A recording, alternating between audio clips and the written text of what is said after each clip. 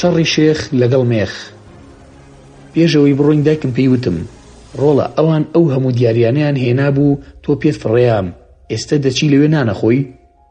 وتم ڕاستە قسەکەی تۆ هێدایە گیان، بەڵام هەر خواردنێکی کوڵاو و گەرم لێ بنرێت و سارد نەبێتەوە ئاساییە خواردنەکە ئەگەر بەدەستی ساحیریش دروست کرێ.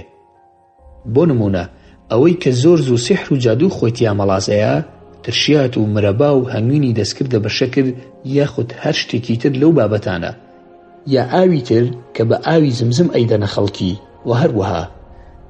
باش بوو دایکم قەناعەتی کرد و لەگەڵ برایم چوون بۆ کەرکووک. لە ماڵی کاک سەلاح و خورشەخان تا کاتژمێر 3 دوانیەوە ڕۆباسی ئەو کارانەمانە کرد کە سیحر و جادووی لەسەر دەکرێ و کێشەی کۆمەڵایەتی دروست دەکەن، تا گەیشتینە ئەنجام و پلانێک بۆ چارەسەر کە ئەو خێزانە بە پشتیوانی خۆی پەروەردگار ڕێخەینەوە. لەپڕ شێخ ئەسعەدی هاوڕێ و شێخی خورشەخان خۆی کرد بە ژوورە لەگەڵ 2 کوڕی تر کە وەک حیمایی بوون لەگەڵی. وا هاتە ژوورەوە کە ئاگاداری هەموو شتێ بووە، بە هۆکاری شێخایەتی خۆی زانیوێتی. بە تووڕەییەوە ڕووی کردە من و وتی کاکە تۆ وەهابیت جێگات نابێتەوە لەم خێزان و ماڵەدا، فەرموو بۆ دەرەوە. جۆم لە خورشەخان بوو وتی باشە ئەو هەموو ئەولیا و شێخ و مشایەخی لە خۆی تووڕە کردووە. زۆر ترسم لە برایم هەبوو تیانەوەستاو بوو، هەردووکیشمان دەمانچەمان پێیە، ناشزانم ئەو 2 کوڕەی لەگەڵ شێخ ئەسعەدان چەکیان پێیە یان نا. بۆیە خێرا سەیری برایم کرد و چپانم بەگوێیا وتم هیچ نەکەی تا دەست ئەوە شێنم کە دەستم وەشان ڕەحم بە خورشەخانیش نەکەیت. برایم وتی جاخۆ ئەتەقم هیچ نەکەم. وتم جارێ پەلەمەکە ئیشەکەم لێ تێکمەیە باشە حەوبرا. شێخ ئەسعەد وتی بۆچی دانیشتویت؟ فەرموو سەیرم مەکە، ئەم ماڵە موریدی من و جێگای تۆ نابێتەوە تیایدا. تەماشایەکی سەلاحم کرد حەبەسا بوو، زانیم قورسە بەلایەوە ئەو کابرایە چۆن لە پڕخۆی کرد بە ژوورە بە 2 کەسەوە. اینجا زانیوێتی کە من قسەم بە شێخەکان وتووە. هەر لە سەرەتاوە کە هاتە ژوورەوە خورشەخان ڕای کرد دەستی ماچ کرد. منیش ویستم تۆسێ پیاوەتی لە سەلاحدا بجوڵێنم.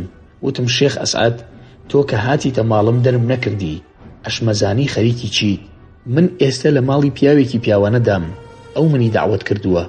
لە ئیسلامدا ڕێگە پێ نەدراوە میوان دەرکرێ و لە ناو عەشایر و کوردیشدا ئەو کارە ڕووی نەداوە. دیارە تۆ نە موسڵمانیت نە عەشایریت و نە کوردیشیت. من قسەی جەنابت وەرناگرم لە ماڵی سەلاح دام، بەڵام کاک سەلاح خاوەن ماڵە، ئەو ئەتوانێت دەرمان کات. زۆرە ترسام سەلاح زەعیف بێت و کەسایەتی لاواز بێت. خوای گەورە کردی زۆر بە ئەدەبەوە ڕووی کردە شێخ و وتی ئەمانە میوانن لای من، تۆ چۆن ماڵی خۆتە ئەوانیش من باگم کردوون، لەبەر ئەوە میوانی منن. خورشەخان دەستی کرد بە پاڕانەوە لە شێخ ئەسعەد لی دەپاڕایەوە و دەیوت بیکە بە خاتری خوا لێیان خۆش بە، میوانی ئێمن گوناحن و جوانن، نازانن و لێیان مەگرە. برایم خۆی پێ نەگیرا وتی وەڵڵا من لە خوا نەبێ لە کەس داوای لێبوردن ناکەم، هیچیشمان نەکردوێتە ئەم کابرایە لێمان خۆش بێ، من هەر حسابیشی بۆ ناکەم. 2 گەنجەکەی تر هەڵیاندایە و من برایمم خستە پشتی خۆم و شێخ ئەسعەدیش 2 گەنجەکە. هەرچی بوو دەمویست هێور بێتەوە، تەنها برایم بنێرمە دەرەوە و کلاشینکۆفەکە بۆ من بهێنێت و خۆشی لە بەدرگا بە بیکەیسیەکەوە بوەستێ. وتم کاکە دانیشن، من ئێستا هەموو شتێ چارە دەکەم، کۆتایی دێ، میوانیە کە هاتبووین و کۆتایی پێدێنین. زۆر بەلاوەزی وتم تا برایم کەمە دەرەوە و چپەیەکی بۆ بکەم. چوینە حەوشەکە، بەپاڵ بردم باش بوو، ئەوان وایان زانی کە من ئەترسم، دەنگیان زیاتر بەرز کردەوە. پشتم کردە ئەوان و خۆم لە برایم تووڕە کرد. وتم دەڕۆین کاکە، تەواو میواندارێکەمان کۆتایی هات، ماڵتان ئاوا بێ. هەر چۆن بوو ڕام کێشا و دەستم بەدەمیەوە بوو، ڕام کردە دەرەوە لای ئەوان دوورم خستەوە. چپاندم بە گوێیە وتم باش گوێ بگرە، تازە لەم ماڵە ناچمە دەرەوە تا ئەو شێخە بۆ حەو پشتی شێخایەتی عەقڵ نەکەم. برایم وتی ئەی بۆ وا مەوقیفن زەعیف بوو، خۆشیەتت کردم، ئەوە تۆ نەبوویت. منیش بە تووڕەییەوە وتم گوێ بگرە بزانە چیاڵێم، بڕۆ خۆت ببەستە لە دەرەوە لای دەرگاکە بە بیکەیسیەکەوە ڕووکەرە هەمویان و کلاشینکۆفەکەش فریای من بخە، دەمانچەکەشت با دەرکەوێت و منیش دەری ئەخەم کلاشینکۆفەکەم پێ بگەێنە. بە زوا خۆت ببەسە کە زیڕە بکەن، باشە دەبڕۆ دەی خێرا بە قوربانت بم بتبینم.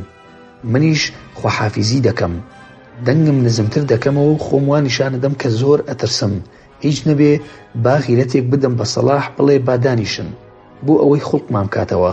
اینجا ئەو سیانەت بۆ زەلیل دەکەم بە پشتیوانی خوا ڕاکە حەوبرا.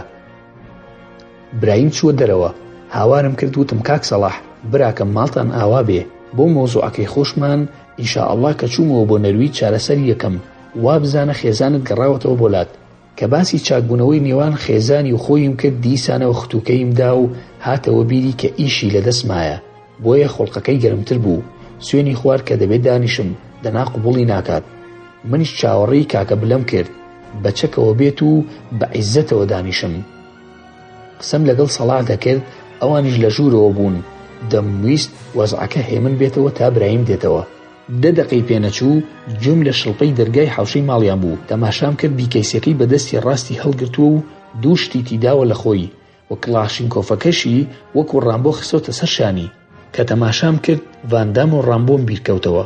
ڤاندام و ڕامبۆش لە چاویە هیچ نەبوون. کڵاشینکۆفەکەی دایە دەستم و خۆشی چوە پشت منەوە. وتی خۆتان لایەن بە ئاوڕشێنێکیان بکەم.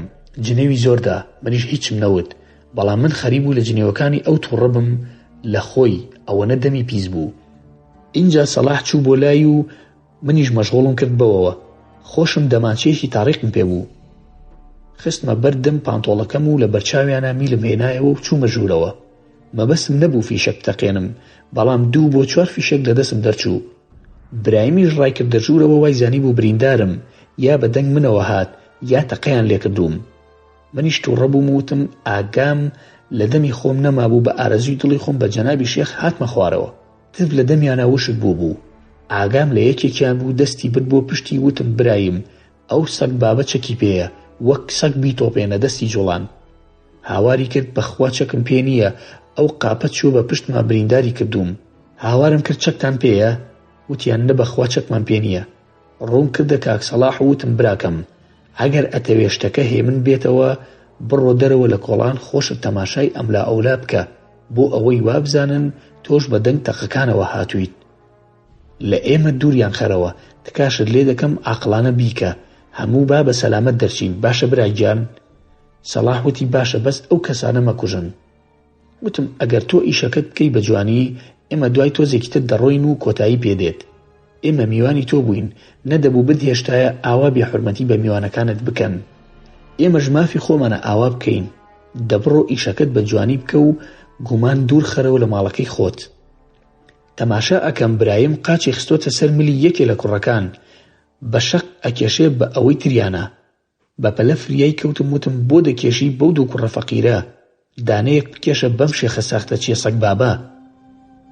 برایم وتی حەزەکەی ئەیکوژم، خۆ چییە گریمان بزنێکە. هیچم نەوت، دەمانچەکەی دەرهێنا خەریب و بیکوژێ. بە پەلە فریای کەوتم، شێخیش حەپەسا بوو. دەستم گرت و وتم برایم گیان ئەم بزنە هیچ نییە، زەلیلە لە بەردەسمان، گوناحە سێمان بە ڕۆژوو بیت و کەفارەتەکەی زۆرە. هەر ئێستا خۆم قاچ و دەستێکی ئەشکێنم. خۆشەخان وتی بیکەن بە خاتری خوا، خۆ تۆ لاخۆی مسلمانی، بیکە بە خاتری خوا دە ئیتر واز بێنن. ئەو پیاوە نەخۆشە بۆ وای لێ ئەکەن. دڵی بۆی دەسووتا. وتم خۆشەخان ناوی خوات هێنا، ئەم سەگە لەبەر خاتری خوا لە غاوەی دەکەم و ئەیبەخشم بە جەنابەت، چونکە نانێکمان لە ماڵەکەتدا خوارد.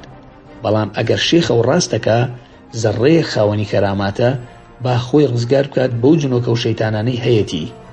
کەوام وت یەکسەر ئایەتەل کورسی و مەعوزەتەینم خوێن. بە هۆکاری ئەو قورئان خوێندنە بێدەنگیەک ڕووی کردە هەمومان و سەڵاح گەڕایەوە. وتی کەس ئاگای لە هیچ نییە.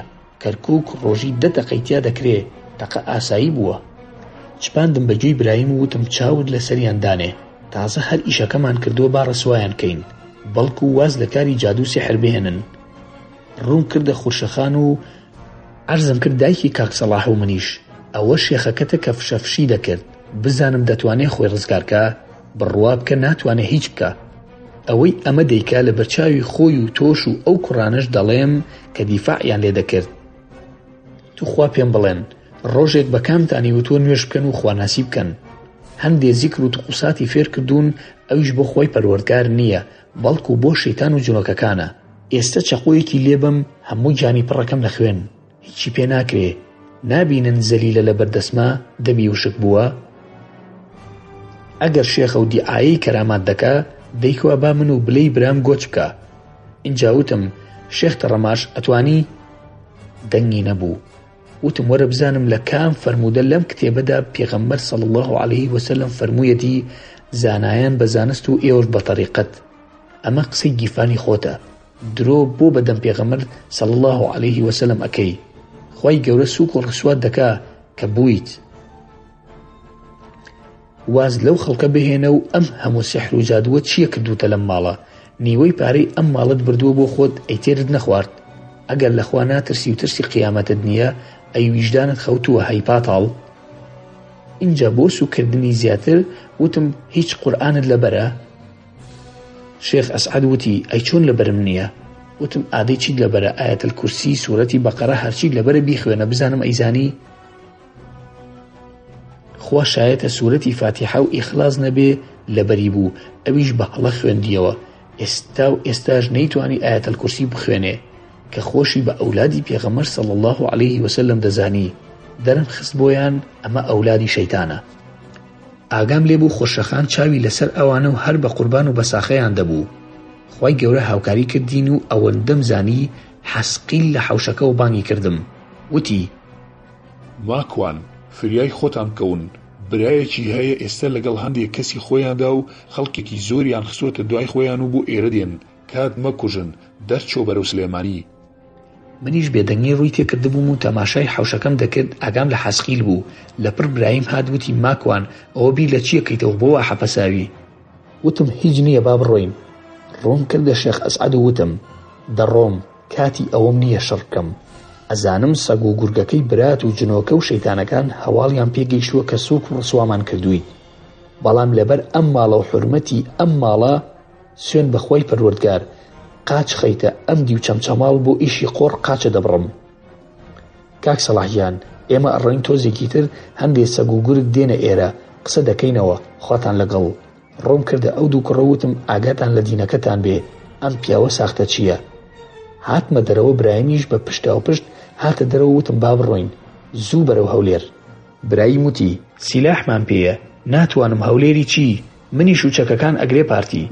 وتم زوو دەرچۆ بەرەو سلێمانی، ئەگەر بۆرت کرا بفڕە، چونکە بەڕێگاون بوو ئەوەی لێماندن و تەنانەت بمان کوژن. من شارەزانیم، ئەگەر بتوانی ڕێگە بگۆڕە بۆ ئەوەی بەو ڕێگایەدا نەڕۆین کە ڕێگای گشتیە و لێوەی هاتوین. براییم وتی خەمن نەبێ، تەبعەن بە قسەی نەکردم و لە ڕێگا ئاساییەکەوە ڕۆیشت کە دەچێتەوە چەمچەماڵ و بانی مەقام، بەڵام زۆر سەریع دەڕۆیشت، وای دەزانی دەیترسێنم. بۆیە گاڵتەی بە قسەکانم دەهات و بە قسەی نەکردم. لەبەر خۆیەوە ئەیوت بە قوربانی ئەو خوایەت بمخەسرە و دەمێ بوو هیچم نەکردبوو. بابە ژیان لەگەڵ تۆ خۆشە، شەقەوە شێنم شەق ئەخۆم، بەخوا برا ژیان لەگەڵ تۆ حەیاتە. بە سەلامەت گەشتینەوە سلێمانی. برایم سوێنی خوارد کە شەو جێم ناهێڵێ و ئەم شەو بەیەکەوە ئەبین. تەلەفۆنم کرد بۆ کوڕێکی ڕەفیقی مناڵیم ناوی بەکر بوو، عەمیدە لە ئاسایش. وتم کاکە شەڕێکمان کردووە و عەشایەرانەیە لە کەرکووکە، لەوانەیە شەو بێنە سەرمان، هیچت پێ دەکرێ؟ نامێ تەکلیف لە مەسوول و ڕەفیقەکانی باوکم کەم. بەکر وتی لە خەڵکتان داوە؟ وتم تەقریبەن. وتی لەسەر چی بوو؟ وتم مادە بوو. وتی حیزبایەتی نییە خۆ؟ وتم نا، پەیوەندی بە دوکان و بازاڕەوە هەیە، بێخەم بە. بەکر وتی بێخەم بە، ئەم شەو خۆم لە دەوام و دوو مەفرەزە لای ماڵتان دادەنێم تا بەیانی، هاتوچۆ دەکەن و خۆشم دێم. وتم کە هاتی شەو ناخەوین، وەرە بۆ لامان و نانێکە خۆین لەگەڵ خۆش تا پیتزا بێنە، بلەی خۆشمانی لێیە. بەکر وتی نانیشتان بۆ بێنم، بلە کێیە؟ کام بلە؟ وتم بلە شەقاوەی خۆمان، پارەکەشتە دەمەوە، نازانم بۆ دایمە ئێوەی ئاسایش ئەکڕۆزێنەوە.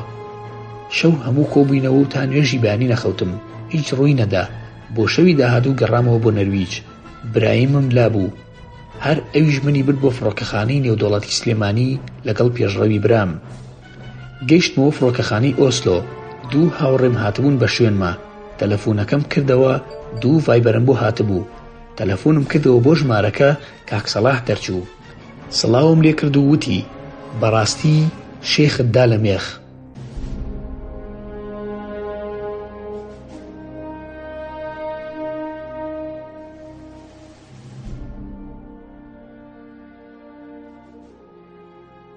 گەیشتمەوە وڵاتی نەرویج. لە فڕۆکەخانەدا بەزیم، ڤایبەرم بۆ کرا لەلایەن کاک سەلاحەوە لە کەرکووک. قسەی زۆر عەجیبی بۆ کردم. سەلاح وتی لە دوای ڕۆشتنی ئێوە لە ماڵی ئێمە ڕێک قسەکەی جەنابەت دەرچوو.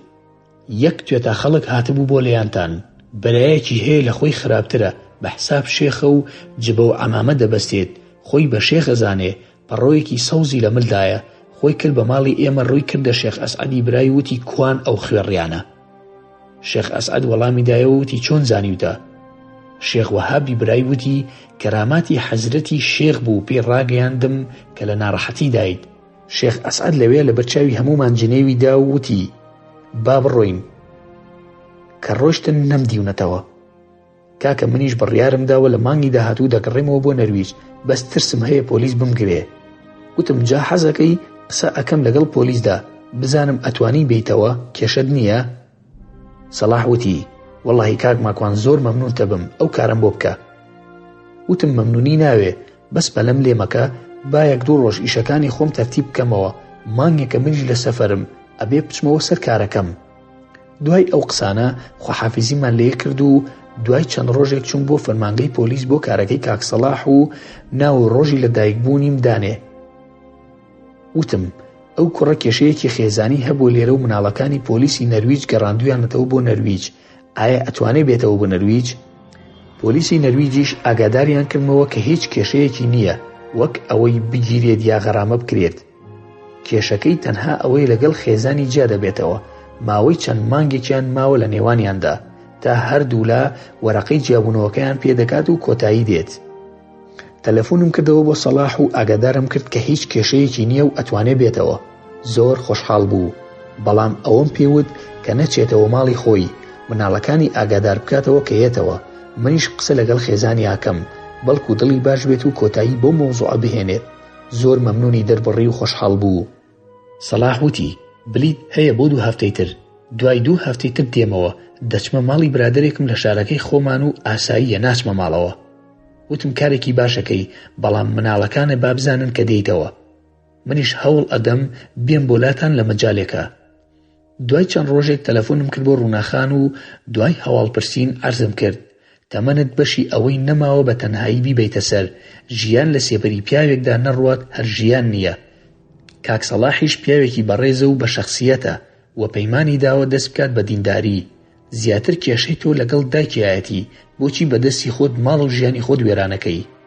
ڕووناخان وتی کاک ماکوان، تۆ هەرچی بڵێی من لە قسەت دەرناچم. من سەلاحم خۆشەوێ، باوکی مناڵەکانمە، ژیانێکی خۆشمان بە یەکەوە بردوۆتە سەر. من ئافرەتێک نیم بە دوای شتی خراپە بگەڕێم، ماڵ و مناڵ و سەلاحیشم خۆش دەوێ و نامەوێت لێم تێکچێ، بەڵام تەلاق لە نێوانماندایە، ئایا هیچ ڕێکە چارەیەک هەیە؟ منی ژووتم هەیە، بە پشتیوانی خۆی گەورە کێشە نابێت، دەتوانن بچنەوە لای یەکتری و لە کەرکووک هەمووی بۆ باس کردووم. زۆر خۆشحاڵی دەربڕی، پێم وت ئەگەر من بە برای خۆت ئەزانی قسەی ماکوان ناشکێنی، لەم ماوەیەدا دەگەڕێتەوە و دەیوێ بچێتە ماڵی هاوڕێیەکی. تۆش هەوڵ بە بۆی بکە بە مفاجەئە، بە گوڵێکەوە بڕۆ بەردەم دەرگای هاتنە دەرەوەی فڕۆکەخانە و لەوێ بیهێنە دەرەوە بۆ ماڵەکەی خۆی. ئەگەر بە قسەم کەی زۆر سوپاس دەکەم. دوای ئەوە دێم بۆ ماڵیشتان، ئەگەر بە قسەشم نەکەی زۆر دڵگران دەبم و نێوانی خوشک و برایەتیمان تێکەچێ. بۆیە وا بەڕەقی قسەم ئەکرد نەمەویست کارەکە نەکات، ئەمویست هەرچیم کردووە ئەو خانەوادەیە تێک نەچێ. ڕووناخان وتی کاک ماکوان، ئاخر ئەترسم بڕۆم سەلاح قسەم لەگەڵ نەکات و لەناو خەڵکا بمشکێنێ. تۆ دەزانی مشکاتی پۆلیسم لێ کردووە؟ وتم بڕوامە کە هیچ پیاوێک لەسەر ئەم زەویە لە بەرامبەر عاتیفەی ژندا تووڕە بێت. هەڵبەت باسی پیاو ئەکەم، کاک سەلاحیش بە پیاو ئەزانم، بۆیە قەت ئەوەی لێڕا نابینم. ڕووناک وتی باشە کاک ماکوان، بەس تۆ وەرە لەگەڵما ئەو ڕۆژە بۆ فڕۆکەخانە. وتم نا، پێویست ناکا من بێم، با ئەو بێتە ماڵەوە، بەڵام تۆزێ خۆتان لە یەک بە دوور بگرن هەتا جارێکی تر مارە دەکرێنەوە بە عەقد و نیکاحێکی نوێوە، دەتوانی ئەم جارە داوای مارەی تری لێ بکەیت. ڕووناخان وتی بۆ کاک ماکوان دەبێ مارە بکرێمەوە؟ وتم بەڵێ، چونکە مودەیەکی زۆر بەسەر تەلاقی یەکەمی کاک سەلاح تێپەڕیوە. ئەگەر لە خوار 3 مانگ بووایە ئاسایی بوو، ئەیتوانی بڵێت ئەوە هێناومەتەوە ژێر نیکاحی خۆم، بەڵام لەبەر ئەوەی زیاتر لە 3 مانگە دەبێ عەقدێکی نوێ بێ. ڕووناکخان وتی باشە کاک ماکوانجان، دەتوانی تۆش بە سەلاح بڵیت؟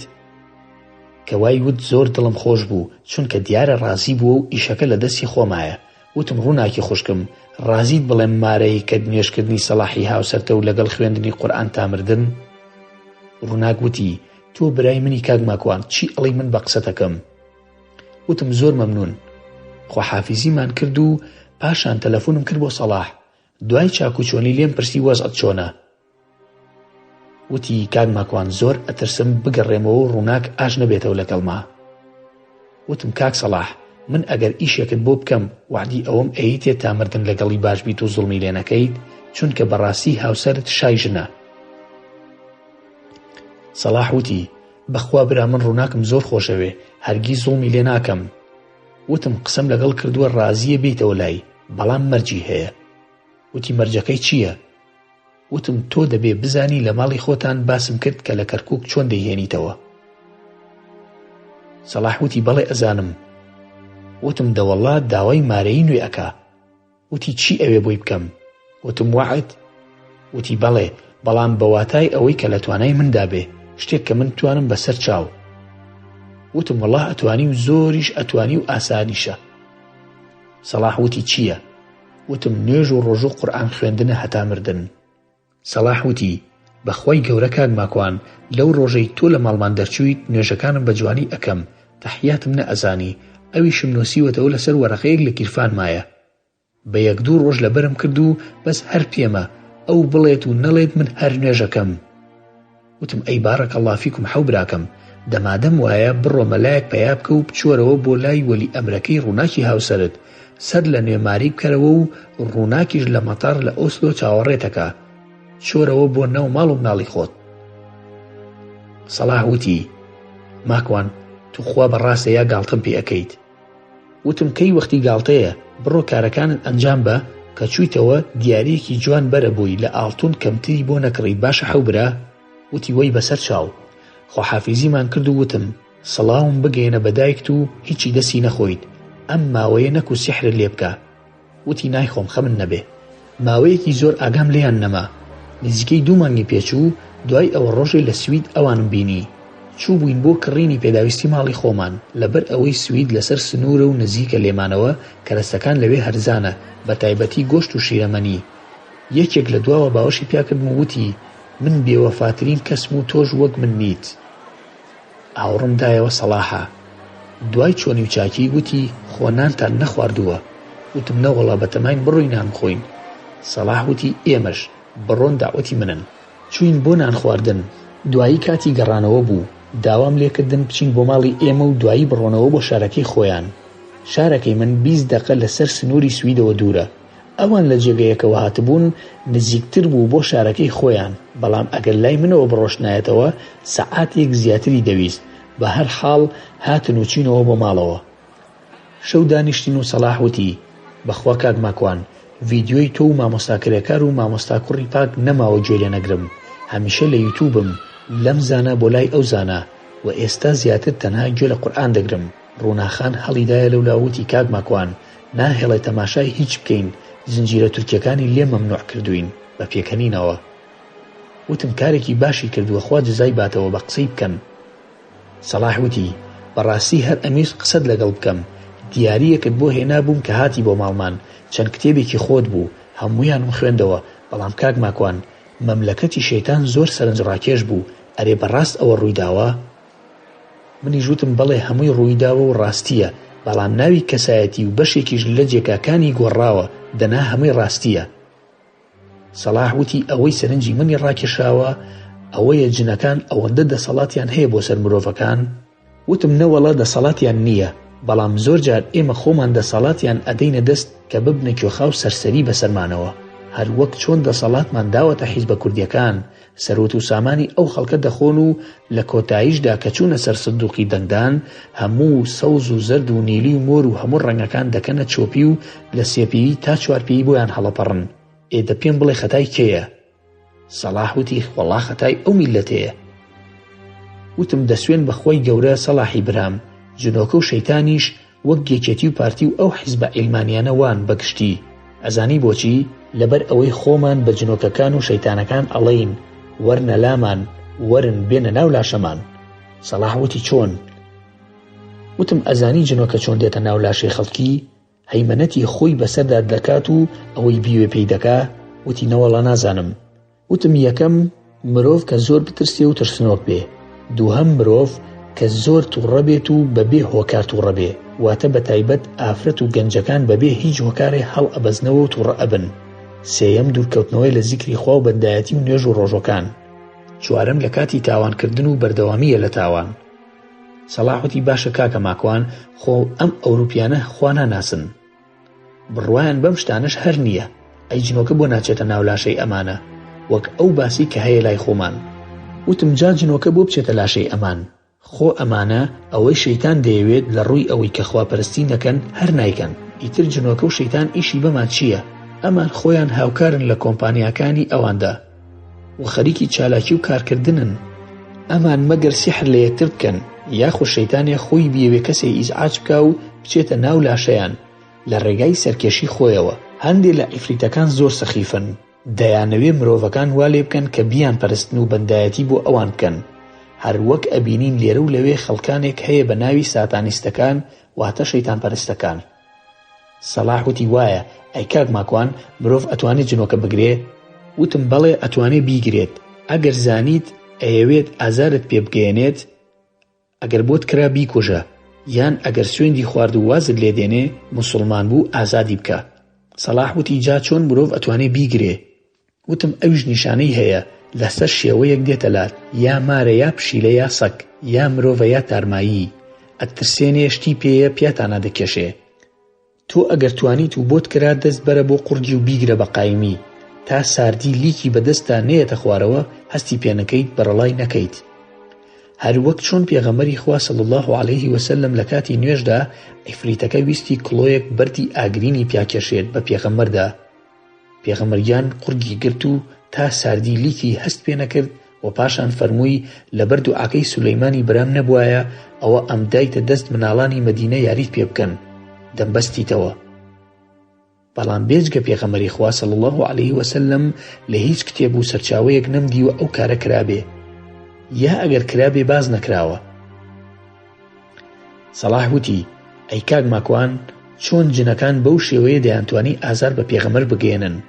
وتم براکەم پێش هاتنی پێغەمبەری خوا شەیتان و جنەکان دەسەڵاتێکی زۆر عەجیبیان هەبووە کە وەحی هات ئیتر ئەو دەسەڵاتیان لێ سەندرایەوە، چونکە بە هاتنی پێغەمبەری خوا زۆر شت گۆڕانکاری بەسەردا هات لەسەر زەوی. سەلاح وتی چۆن کاک ماکوانجیان باسی بکە؟ وتم براکەم هەر چۆن پێغەمبەری خوا صلی الله علیه وسلم شۆڕشی کرد لەسەر زەوی بەو شێوەیە شۆڕشی کرد لە ئاسمان. پێشتر شەیتانەکان دەچوون هەواڵی مردن و لەدایکبوونی خەڵکیان لە ئاسمانەوە دەهێنا و خوای گەورە ئەو دەسەڵاتی پێبەخشی بوون کاریان دەکرد لەگەڵ ساحیرەکاندا بۆ ئەوەی خەڵکی گومڕا بکەن و سەرلێشەواویان بکەن. کە وەحی هات ئیتر هیچ دەرگایەک بۆ جنەکان نەمایەوە. شەیتان زیڕەی کرد و زانی شتێک ڕوویداوە. بۆچی بۆ خۆی و هاوڕێ شەیتانەکانی تری ناتوانێت زانیاری لە ئاسمان وەرگرێ؟ هەر جنۆکەیەک دەچوو ئەو جێگا و شوێنانە لە ئاسمان زانیاریان دەهێنایەوە، ئێستا وای لێ هاتووە بە نەیزەک لێیان دەدرێ و دەسووتێنرێن. بە هەزارەها جنۆکەیان کوژرا، تێنە دەگەیشتن ئەو مەوزوعە چییە، بۆ ئەم کەونەوە گۆڕانکاری بەسەر هاتووە. شەیتان واتە مەبەستم ئیبلیس بەڵاوی کردەوە وتی بگەڕێن شتێ ڕوویداوە بیدۆزنەوە. تەنانەت جنەکان لە ناو پێست و ناوسکی مردارەوە بوو سەربڕاوەکاندا خۆیان دەشاردەوە، ئەوەندەیان لێ کوژرا بوو. لە سەردەمی پێغەمبەری خوا صلی الله علیه وسلم تا ئەو کاتی کە پێغەمبەر تەشریف دەبا بۆ تائیف یەک جن و شەیاطین نەیان زانی بوو کە پێغەمبەری خوا هاتووە، تا ئەو کاتی کە لە وادی نەخلە لە نێوانی تائیف و مەککە نوێژی دەکرد و جنەکان گوێیان لێ دەبێت. ئیتر لەو کاتە شەیتان خۆی ئەکا بە مرۆڤ و بە ناوی شێخ نەجدی دەچێتە دارنەدووە لەگەڵ ئەبوو جەهل بەڕیاری کوشتنی پێغەمبەری خوا ئەدەن صلی الله علیه وسلم. لە پڕ ڕووناخان هات بۆ ئەو ژوورە کە من و سەلاح دانیشتە بووین، وتی درەنگە با بڕۆین بەیانی مناڵەکان قوتابخانەیان هەیە. سەلاح وتی کاک ماکوان ناکرێت تۆش بیت بۆ ماڵی ئێمە؟ منیش وتم بەخوا مناڵەکانی منیش یەکێکیان باخچەی ساوایانی هەیە و ئەوی تریشیان قوتابخانە. خواحافیزیمان لە یەک کرد و ڕەوانەم کردن تا ناو سیارەتی خۆیان. لەگەڵ کاک سەلاح قسەی کۆتاییمان دەکرد. ئەوەندەم زانی ڕووناخان هاواری لێ هەسا و لە پێشی سیارەکە ڕای کردە دەرەوە. منیش هەرچی تەماشام کرد هیچ نەبوو، پڕ بەدەمی ئەی قیژان و هاواریە کرد. هاوار و قیژەی بەتاڵ کە شەو لە ماڵی ئێمە هەستان و ڕۆشنەوە بەرەو ماڵی خۆیان بۆ ڕەوانەکردن و خۆحافیزیکردنیان هاتمە دەرەوە لەگەڵ خانەوادەی کاک سەلاح و چوار مناڵەکە و خێزانەکەی. لەپڕ هاوار و قیژە لە ڕووناکان هەستا و لە سەیارەکە هاتە خوارەوە. هێشتا من و سەلاح لە بەدرگا قسەمان دەکرد، باسی ئەوەی دەکرد کە چۆن کارێکی دەستکەوێ. هاوار هەستا و وتمان چییە؟ ڕووناخان وتی مارێک لە ناو سیارەکەدایە. بەپەلە ڕامان کرد تەماشا ئەکەین مناڵەکان پێ ئەکەن و مارێکی لاسیکیان بۆ داناوە. ئەویش لە ترسا هاواری لێ هەستاوە. ڕۆیشتن و منیش وەک ژیانی ئاسایی خۆم کات و ژیان و شەو و ڕۆژم بەڕێ دەکرد. شەوێکی هاوینی نەرویج خەوم لێ نەدەکەوت. بەرەو کەناری دەریا چووم بۆ ماسی گرتن. خەریکی پڕۆژەی دروستکردنی دوکانێک بووم. مێشکم زۆر سەرقاڵ بوو. شەوی وەهەبوو تووشی بیرکردنەوەی زۆرە بووم. خەو لە چاو مەزرا. نەمدەویست وام لێوێت لە ناو جێگە بمێنمەوە. هەڵدەسام و دەچوومە کەناری دەریا یاخود گوێچەمێک بۆ سافکردنی مێشکم و تا مەندوو بم و بە ئاسانی خەوم لێکەوێ. ئەو شەوە خەڵوزم گەشاندەوە و چام لێنا. دەستم کرد بە قولاب هەڵدان بۆ ماسی گرتن. خوای گەورە ڕزقی باشی نارد. زیاد لە 20 ماسیم گرت و دەستم کرد بە هەڵدڕین بۆ برژاندن. لەپڕ ئەوەندەم زانی 2 کەس ڕۆ من هاتن. لە دڵی خۆماوتم بەخوا ئەمانە جەماعەتی حەسقیلن یا جەماعەتی سەسیلن. منیش زۆر گوێم پێ نەدان و وتم خۆیان دێن ماڵین نزیک دەبنەوە.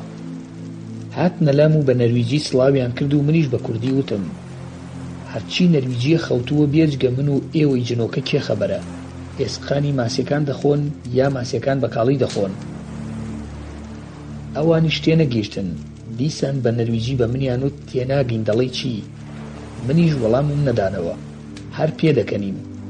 ئەوی تریان وتی دیارە زمان نازانێ. کەوای وت دەستم کرد بە قسەکردن لەگەڵ یاناوتم ببورن. وام زانی چەند کەسێکی هاوڕێی خۆمن. نەرویجەکان وتی ئەی هاوڕێکانی خۆت ناناسیتەوە؟ پرسیارەکەی معقول بوو.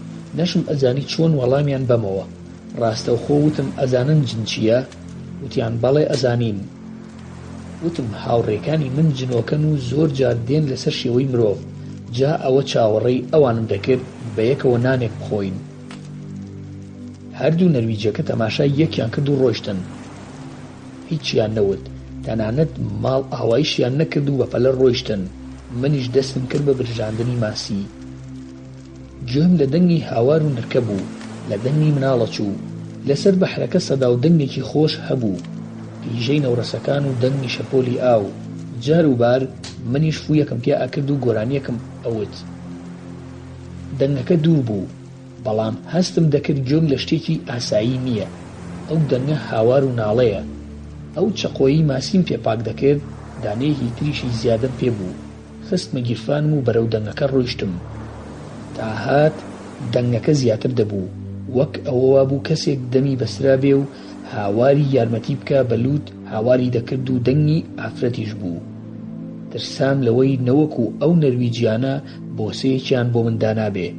لە دڵی خۆشمە ئەموت لەوانەیە ئەوە دوو دڵدار بن و لێرە ئیسراحەتی خۆیان وەرگرتە بێ لە قەراغ بەحردا، چونکە نەرویجیەکان ئەو کارە دەکەن. هەرچۆنێک بوو نزیک بوومەوە کە تەماشام کرد کچێکی زۆر جوانە و بەسراوەتەوە. هەموو گیانیشی جێگە پیاداکێشان و سوربوونەوەیە. جلەکانیشی شەهوەتی پیاوی پێوە بوو، تەڕی پێوە دیار بوو. زۆر ترسام ڕام کرد بیکەمەوە. پەشیمان بوومەوە ئەی خوایە گیان بیکەمەوە دەستم بەری بکەوێ دوایی بڵێن باکوان تەعادای لێ کردووە. خەڵکیش خواخوای قسەیەکیانە بۆ من. ئاخر ئەگەر نایکەمەوە ئەو ئافرەتە خەریکە دەخنکێ. خوای گەورە کردی خێزانم دەستکێشی لاستیکی خستبووە ناو ئەو سەبەتەی کە کەرەستەی ماسیگرتنەکەی تێدا بوو. بەپەلە ڕام کرد و وێنەیەکم گرت و بە ڤیدیۆ بە نەرویجی وتم ئەوە من ئەمم دۆزیوەتەوە و هیچ پەیوەندی نییە بە منەوە. کامێرای ڤیدیۆکەم لەسەر بەردێک ڕۆ ئافرەتەکە دانا و دەستکێشەکانم کردە دەستم و دەمیم کردەوە. لێم پرسی چی ڕوویداوە؟ وتی ئەم شەو لە ئاهەنگێ بووین. دوو کوڕی ڕەفیقم منیان هێناوەتە دەرەوە و لەگەڵم ڕایان بوارد و بەجیان هێشتم. وتم باشە تەلەفۆنەکەم بۆ پۆلیس، بەس من دەستت ناکەمەوە با ئەوان بێن بتبینن کە وایان لێ کردوویت. دەستی کرد بە گریان و وتی نا پێویست ناکات تەلەفۆن بکەی، خۆم کێشەکە چارەسەر دەکەم. وتم کێشەی چی چارەسەر دەکەی؟ ئەوانە تۆیان بەستۆتەوە بە زۆر لەگەڵ تا ڕایان بواردووە، ئەوە زۆر خەتەرە و ترسناکە لە یاسای نەرویجیدا، خۆت باش دەزانی. کچەکە هەر ئەیوت بمکەرەوە، واز لەوە بهێنە دڵنیا بە چارەسەرە بێ. هەستم کرد باری دەرونی تەواو نییە، گریانێکی زۆر بە کوڵ دەگریا. لێم پرسی ناوت چییە؟ وتی ناوم تومیانایە. کچەکە هەر ئەیوت بمکەرەوە، واز لەوە بهێنە دڵنیا بە چارەسەرە بێ. هەستم دەکرد باری دەرونی تەواو نییە، گریانێکی زۆر بە کوڵ دەگریا. وتم ئاخر نابێ من بتکەمەوە، دوایی ئەهێنن بەسەر منە. تومیانە وتی نا دڵنیا بەشتی وا ڕوونادا، ئەوان دێنەوە باڵ و دەمم دەکەنەوە، ئەوە هەر منیان ترساندووە. سرم بەرز کردەوە لە ناو بەردی کەنار دەریاکاندا تەماشا دەکەم دوو کوڕەکە ڕۆولای ئێمە دێن. وتم ڕاز دەکەی، ئەوە ڕۆ و ئێمە دێن چی بکەم؟ تومیانە وتی بمکەرەوە با ڕاکەم، چونکە دیسان تەعەدام لێ دەکەنەوە. وتم با پەیوەندی بە پۆلیسەوە بکەم، بە قسەم بکە کۆتایی بەشتەکان دێت. وتی ناپێویست ناکە. وتم دەباشە قسە بکە تا نزیک نەبوونەتەوە، با دەنگ و وێنەت تۆمار بکەم و دوایی ئەیخەمە سەر ئەوان و من خۆم ئەشارمەوە. ئەگەر ئەوان وایان کردووە و ئەوان بوون، دڵنیا بە خوێنی خۆم ئەڕێژم لەسەرت لێرە. بەڵام ئەگەر ئەوان نەبوون، ئەو کات هاوکاریت ناکەم، خۆم ئەشارمەوە. ئەوە کامێرەکەی لەویایە، با خۆی وێنەتان بگرێت و ئەبێتە بەڵگە بۆ تۆش و بۆ منیش. باشە خەمن نەبێ، من چەکم پێیە. خۆم شاردەوە لە خوارەوە لە بن تاشەبەردێکی گەورە، چاوم لەسەری بوو، دەمی تۆمینام بەستەوە بە شلی، تەلەفۆنەکەشم وێنەی دەگرت. دوو کەسەکە هاتنە لای و گوێم لی بوو، ناوی تۆمینای برد، ناوەکە ڕاست بوو.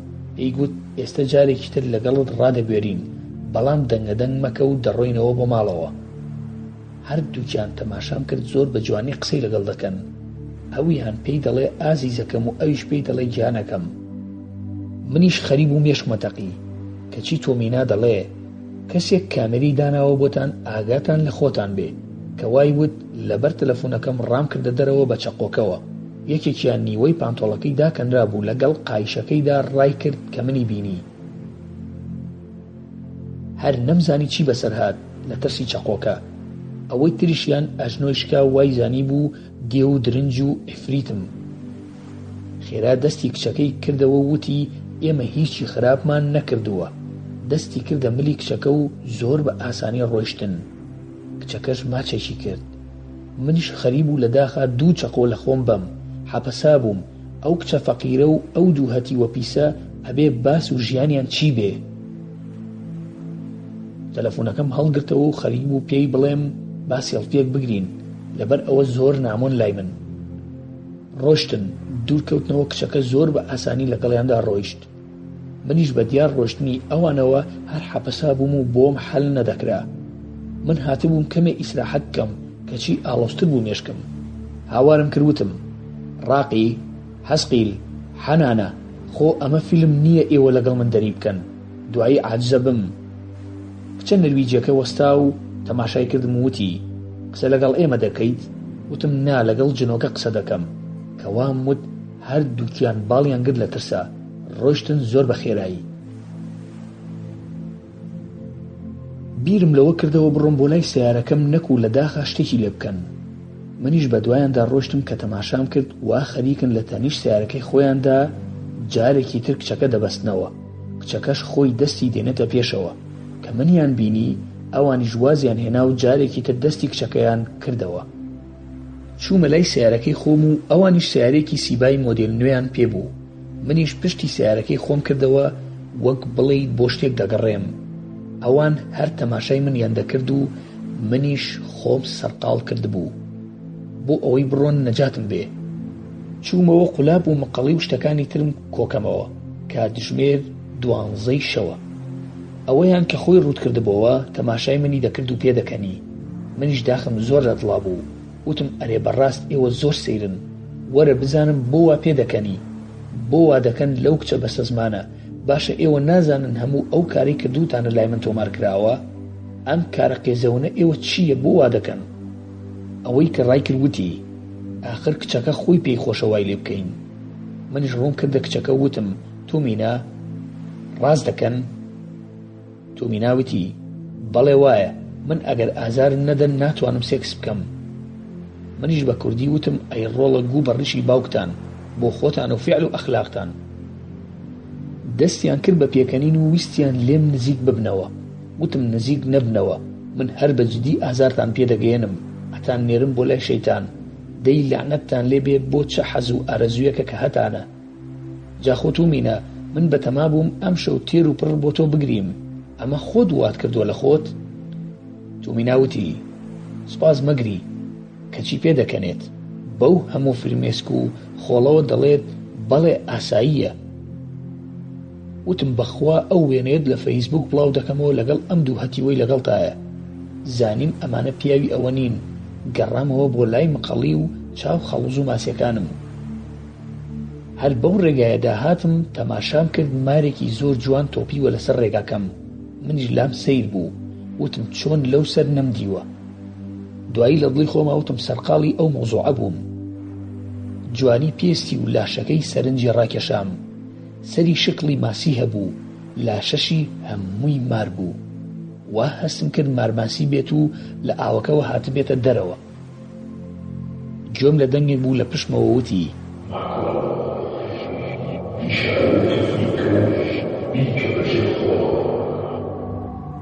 کە ئاوڕمدایەوە هیچ دیار نەبوو. لە دڵی خۆما وتم ئەمە خەیاڵە، بزانم ماندووم مێشکم وان پێ دەڵێ. ویستم بڕۆم و جێی بهێڵم، کەچی دیسان دەنگەکە بەرزتر وتی تکایە کفنی بکە و بیشارەوە، ئەویش موسڵمانە و براتە. وتم کێ کفن بکەم، بەچی کفنی بکەم، کێ موسڵمانە، تۆ کێی قسە بکە. دیسان دەنگەکە هاتەوە وتی ئەوە لاشەی براتە، جنۆکەی و موسڵمانە و مردووە، کفنی بکە و بینێژە لە جێگایەکدا. وتم ئەم مارماسیە؟ بەڵێ، برای موسڵمانی خۆتە و ئەو کارە بکە. یەکسەر فەرمودەکەی عومەری کوڕی عەبدولعەزیزم بیر کەوتەوە کە دەڕوات بۆ مەکە. لە ڕێگادا لە بیابانێکدا دەبینێ مارێک تۆپیوە. عومەریش خوای گەورە دەیخاتە دڵیەوە کە ئەو مارە بشارێتەوە و کفنی بکە. لە دواییدا دەنگێ دێ بە عومەر دەڵێ خوای گەورە پاداشتت باتەوە کە سەرقت شاردەوە. سەرق یەکێک بوو لە جنۆکەکانی هاوڕێی پێغەمبەری خوا صلی الله علیه وسلم. جارێک پێغەمبەری خوا صلی الله علیه وسلم بە سەرقی فەرموو کە یەکێک لە باشترین و ساڵحترین بەندەکانی ئومەتەکەم کفن دەکات و دەشارێتەوە. منیش ئەو فەرمودەیەم بیر کەوتەوە. خێرا کراسەکەم داکەند و بە فانیلەی ژێرەوەم سپی بوو. مارماسیم تێکرد و بردم لە جێگایەکدا چاڵێکم بۆ هەڵکەن و لەو چاڵەدا ناشتم بە فانیلەکەی خۆم. هاتمەوە بۆ لای کەرەستەکانم تەماشا ئەکەم کەسێک دانیشتووە خەڵوز دەگەشێنێتەوە. لەگەڵ ما بن، ئەوەی کە لای من خەیاڵە ئەبێتە ڕاستی. مەسیحی جنۆکە و مەسیحی مرۆڤ و کۆتایی دنیا. لە دوای ناشتنی مارماسیەکە گەڕامەوە بۆ لای ئاگرەکە و کەرەستەی ماسیگرتنەکەم و بینیم کەسێک خەریکی گەشانەوەی ئاگری مقەڵێکەمە. منیش وەک موسڵمانان سڵاوم لێ کرد و وتم ئەسەلام عەلەیکوم. شێخ بەرقان جوابیدایەوە وتی وعەلەیکم السەلام مامۆستا ماکوان، خۆشحاڵم کە بە خزمەتت شاد بوومەوە. وتم هەروەها منیش جەنابی شێخ زۆر خۆشحاڵم. لەو ڕۆژەوە بەڕاستی زۆر حەزم دەکرد بە خزمەتی جەنابتان بگەمەوە. ڕاستە بەڕێستان جنۆکەن و منیش مرۆڤ، بەڵام سوبحان الله خۆشەویستیەکی زۆر سەیرم هەبوو بۆ جەنابتان. بەڵام بەداخەوە نەمتوانی بە خزمەتت بگەمەوە و نەتوانیشم بێمە ناو باڵەخانەکەی جەنابتان. شێخ بەرقان وتی براکەم، ئەو ڕۆژە تەنها وەک ڕێزێک و وەک خۆشەویستیەک بۆ تۆ ئەوەمان کرد. دەنا ئێمە نە باڵەخانەمان هەیە نە ئەو جۆرە ژیانی کە ئێوە دەژین. ژیانی ئێمە و ئێوە دوو سیستەمی جیاوازە. ویستم ئەوەت پێ بڵێم هەرگیز بیر لەوە مەکەوە کە ژیان و بژێوی ئێمە وەک ئێوە بێت. ئەوەی دەیەوێت لە ئێمە تێبگات دەبێت لە جۆری ئێمە بێت، دەنا قورسە ژیانی ئێمە بەراورد بکرێ بە ئێوە. وتم ئەی شێخ ئەوە چی بوو کە من بینیم؟ تەنها لە بەرچاوی تۆ وابوو، دەنا ئەوە تەنها گردێک بوو هیچی تر. وتم ئەی ئەوە نابێ بە سیحرکردن و جادوو لە من؟ ئەویش هەر وەک ساحیرەکان نییە کە دەکرێ؟ ئەگەر لە جیهانی ئێوەدا بکرێ بەڵێ وایە، بەڵام تۆمان بان کردە جیهانی خۆمان، لەبەر ئەوە تۆ واز لەو باسە بێنە، چونکە هەرچی بۆ باسکەم لێم تێناگەیت و ناشتوانم تێت بگەێنم. وتم بۆ چییە؟ ئەوەنە هاوکێشەیەکی قورسە؟ بەڵێ قورسە. من پرسیارێک دەکەم، دوو هەورامی بۆچی بە یەک ئەگەن بە هەورامی قسە ئەکەن؟ ئەمە قسەی خۆتە. وتم کە بوویت بە هەورامی دەزانیت. شێخ بەرقان وتی کەواتە تۆش کە بووی بە جنۆکە و هاتیتە ناو ژیانمان ئاساییە و دەیزانیت. وتم جوانە، باشە ئەی ئێوە لەکوێ دەژین شێخ گیان؟ جۆرێکمان لەگەڵ ئێوە دەژین، پێیان دەوترێ ئەوانەی لە ئاوەدانیدا دەژین. جۆرێکی تریش لە ئەشکەوت و کون و کەلەبەرەکانی ئەم جیهانەدا ژیان و خانەوادەیان پێک هێناوە. هەندێکی ترمان لە ئاسمان دەژین و هەوایین، هەندێکی تریشمان لە ناو ئاودا دەژین. ئابە و شێوەیە. وتم بەڵێ خوا پاداشت باتەوە. خۆشحاڵ بووم شێخ بەرقان گیان کە بە خزمەت جەنابتان گەیشتمەوە. شێخ بەرقان وتی خوا پاداشتی خێری تۆش باتەوە بۆ ناشتنی ئەو برایەت و ئەو برایەمان. ماندوومان کردی، پاداشتەکەی لای خوای پەروەردگارە. جەزاکە الله. وتم یا شێخ ئەو دەنگە جەنابت بووی کە تۆزێک لەمە پێش قسەت دەکرد؟ نا، ئەوە برایەکی ترە، ئەو ناتوانێ خۆی ئاشکرا بکات وەک ئێمە ومانان. وتم بۆ هەمووتان ئەو توانایەتان نییە؟ نەخێر، هەمومان ئەو توانایەمان نییە، بەڵکو خوای گەورە ئەو ڕێگەی داوە بە هەندێک لە جنۆکەکان کە توانای خۆگۆڕینیان هەیە بۆ سەر شێوەی مرۆڤ، هەندێکی تریش بۆ شێوەی ئاژەڵ و هەندێکی تریش لە شێوەی تارمایی خۆی نمایش دەکا. وتم کەواتە هەمووتان ناتوانن بە دەرکەوتن وەک ئێسای جەنابتان دەرکەون؟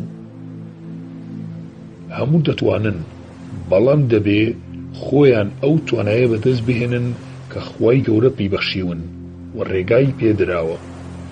ئەویش هەر وەک لای ئێوەی مرۆڤە کە چۆن دەبنە قیادی و سەرکردە. لەناو ئێمەشدا ئەم قۆناغە بە هۆکاری ئەزمون و هەندێک تایبەتمەندی ترە کە بەدەستی دەهێنین. جا ئەم جۆرە دەرکەوتنانە کافر و موسڵمان دەتوانن بەدەستی بهێنن لەناو ئێمەشدا. وتم ئەمە زانیاری نوێ بوو بۆ من، وام زانی هەمووتان دەتوانن خۆتان ئاشکرا بکەن بۆ مرۆڤەکان. شێخ وتی نا، یەکجار بەو شێوەیەش نییە. خۆ ئێمە ئەوەندە دەسەڵاتمان نییە. جارێ ئەگەر شەیتانەکان توانایان هەبوایە هەموو خۆیان دەکرد بە مرۆڤ و دەچوون فیتنەی دنیایان دروست دەکرد بۆ ئێوە. بۆ نمونە دەچوونە لای ژنان لەگەڵیاندا دەخەوتن و خۆیان دەکرد بە هاوسەرەکەی. هەرگیز ناتوانن ئەوە بکەن مەگەر ئەو کاتی کە هەردوو هاوسەرەکە دەچنە لای یەکتری و ناوی خوای پەروەردگار ناهێنن. لەو کاتەدا کە عەورەتی ئافرەتەکە دەبینێ، هەندێکیش لە زانایان دەڵێ بەشدار دەبێت لە چێژی سێکسی لەگەڵ ئەو ژن و مێردەدا. جەنابیشە دەزانی مامۆستا ماکوان فەرموودەکە لە بوخاریدا هەیە کە ئەڵێ خوایە بە ناوی پیرۆزت پەروەردگارە بمان پارێزە لە شەیتان و بە دوورمان بخەرەوە لە شەیتان لەگەڵ ئەو نەوەی پێمان دەبەخشیت. وتم بارەکەڵڵا فیکم، بەڵێ زۆر ڕاستە. خۆ ئەگەر هەموو بیان توانایە خۆیان ئاشکرا بکەن، ئەوە خۆیان دەکرد بە مرۆڤ و خەڵکیان دەکوژ لەسەر شێوەی مرۆڤەکان و فیتنەی زۆریان دروستە کرد لە نێوان خەڵکدا. جنۆکە و شەیتان واتە ئێمە بە گشتی ئەو توانایەمان نییە. ئەوەش کە خۆی ئاشکرا دەکات لە دوو هۆکار بەدەر نییە. هۆکارێکیان سیحرە، هۆکاری دووەمیشی بۆ ماوەیەکی دیاریکراوە بۆ گەیاندنی هەندێک زانیاری یاخود پاراستنی برایەکی موسڵمانی خۆمانە لە دەست شەیتانەکان کە خۆیان بۆ ئاشکرا دەکەن بۆ ئەوەی تووشی هەڵدێر و سەر لێ شێواوی نەکەن کە هەندێک لە مرۆڤەکان توش بوون بەداخەوە. وتم وەڵڵا ڕاستە شێخ بەرقانی برام، زانیاری باشمان ئەدەیتێ. ئافاقی بیر و هۆشم زۆر فراوان دەکەی. خوای گەورە پاداشتان باتەوە. بەڕاستی ئەو شەوە لە خزمەتی جەنابتاندا بووین لەگەڵ کۆمەڵێ برایتردا لە ماڵی ئێوە کە ماڵی کاک سەڵاح هاتبوون. بەڕاستی باسی سیرەی پێغەمبەری ئازیزت کرد صلی الله علیه وسلم. زۆر خۆشحاڵ بووین بە باسەکە. بەڵام بەداخەوە باسەکە زوو کۆتایی هات. ویستم هەندێک شتی زیادە بخەمە سەر قسەکانت. بەڕاست لای من بوون ئەی قسەتان بکردایە با زیاتر لە خزمەتتاندا بوومایە، بەڵام شێخ بەرقان باشە ئەی من لە ماڵی خۆمدا خۆم ڕوود دەکەمەوە، ئەی ئێوە من دەبینن بۆ شێوەی کە ڕوتم، ئایا ئەوە جائیزە؟ ئێمە وەک موسڵمان ناچینە تایبەتمەندی هیچ کەسێک، چ کافر چ موسڵمان، چونکە حرام و جائیز نییە. بە دوای ئەو شتانەوە ناگەڕین و بشزانین شتی وا ڕوو ئەدا لە چرکە ساتێکدا لەو شوێنە نامێنین. بەڵام خۆت دەزانی ئەگەر زیکرەکان بخوێنرێت شەیتانەکانیش نامێنن و ماڵ چۆڵ دەبێت، خۆت خاوەن ماڵی. ئەگەر ماڵێک یان مزگەوتێک زیکری خوای گەورەی تێدا بێ، ئەوە بۆن و نووری دیارە، ئێمە زوو بە یەکتری دەگەێنین و دەچینە ئەو مەجلیسانە. بۆ زانیاریت وابزانم کاتی خۆشی حەسقیل باسی کرد بۆت. زۆرێک لە برایانی ئێستای ئێمە لە ڕێگای وتار و محازەراتی ئێوەمانان موسڵمان بوون. بەڵێ ڕاستە فەرمووی باسی کرد بۆ خۆم، خوای گەورە لێمان قبوڵ کە، ئەوەش فەزلی خوای پەروەردگارە بەسەرمانەوە لە قیامەتدا بەبێ ئەوەی بە خۆمان بزانین سەدان خێر و پاداش دێتە سەر حسابمان کە بە خۆمان نەزانیوە جنۆکەمان موسڵمان کردووە. بەڕاستی ئیسلام نیعمەتە. بەڵام ڕاستی دەوێت ماکوانی برام، بانگە وازکردن نیعمەتە کە خەڵکی بەو نیعمەتە گەورەیە نازانێت و تەمەڵی دەکەنتیایە. وتم زۆر ڕاستە کاتی نوێژی بەیانیە با نوێژەکانمان بکەین شێخ بەرقانگیان. بەڵێ بە دڵنیاییەوە، فەرموو دەستنوێژت هەیە با نوێژ بکەین. وتم نەخێر دەستنوێژم نییە، بە یارمەتیت خۆم ئەخەمە ناو ئەو ئاوە و دێمە دەرەوە نوێژەکانمانەکەین. ویستم بڵێم جەنابی شێخ فەرموو تۆ پێشکەوە، کەچی وتی ئێوە خەلیفە لەسەر زەوی، دەبێ ئیمامەت لە ئێوەی ئومەتی محەممەد بێ صەڵی الله عەلەیه وسەلەم. کەوای وت منیش هەرگیز لە ڕووی شەرعەوە نەمبیستووە جنۆکە ئیمامەتی کردبێ، بۆیە نوێژی سونەتم کرد و دواتر نوێژی بەیانیم دابەست. بە جەهری خوێندم و دوای تەواوبوونم ئاوڕم دایەوە لە خۆم زیاتر کەسی ترم نەبینی.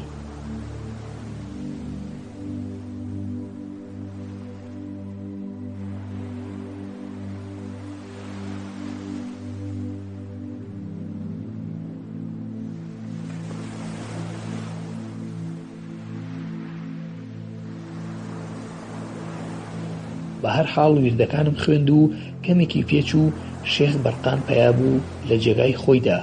من پشتم لەو بوو، ڕۆم لە قیبلەکەم بوو. شێخ وتی خوا قوبڵی کات، نوێژ و جەماعەتێکی خۆش بوو، لە ڕاستیە ئارام بەخش بوو، خەوت نایە ماکوان. وتم لە خزمەت جەنابتاندام، خەوی چی؟ ئەزانی چی یا شێخ؟ تۆ خۆت دەزانی من دەستی نووسینم هەیە، جا ئەم ڕووداوانە هەمووی دەنووسمە و دەبێتە مێژوو. لەبەر ئەوە هەتا وەکو ئێوە من جێنەهێڵن، من چۆن ئەم هەلانە لە دەست خۆم ئەدەم.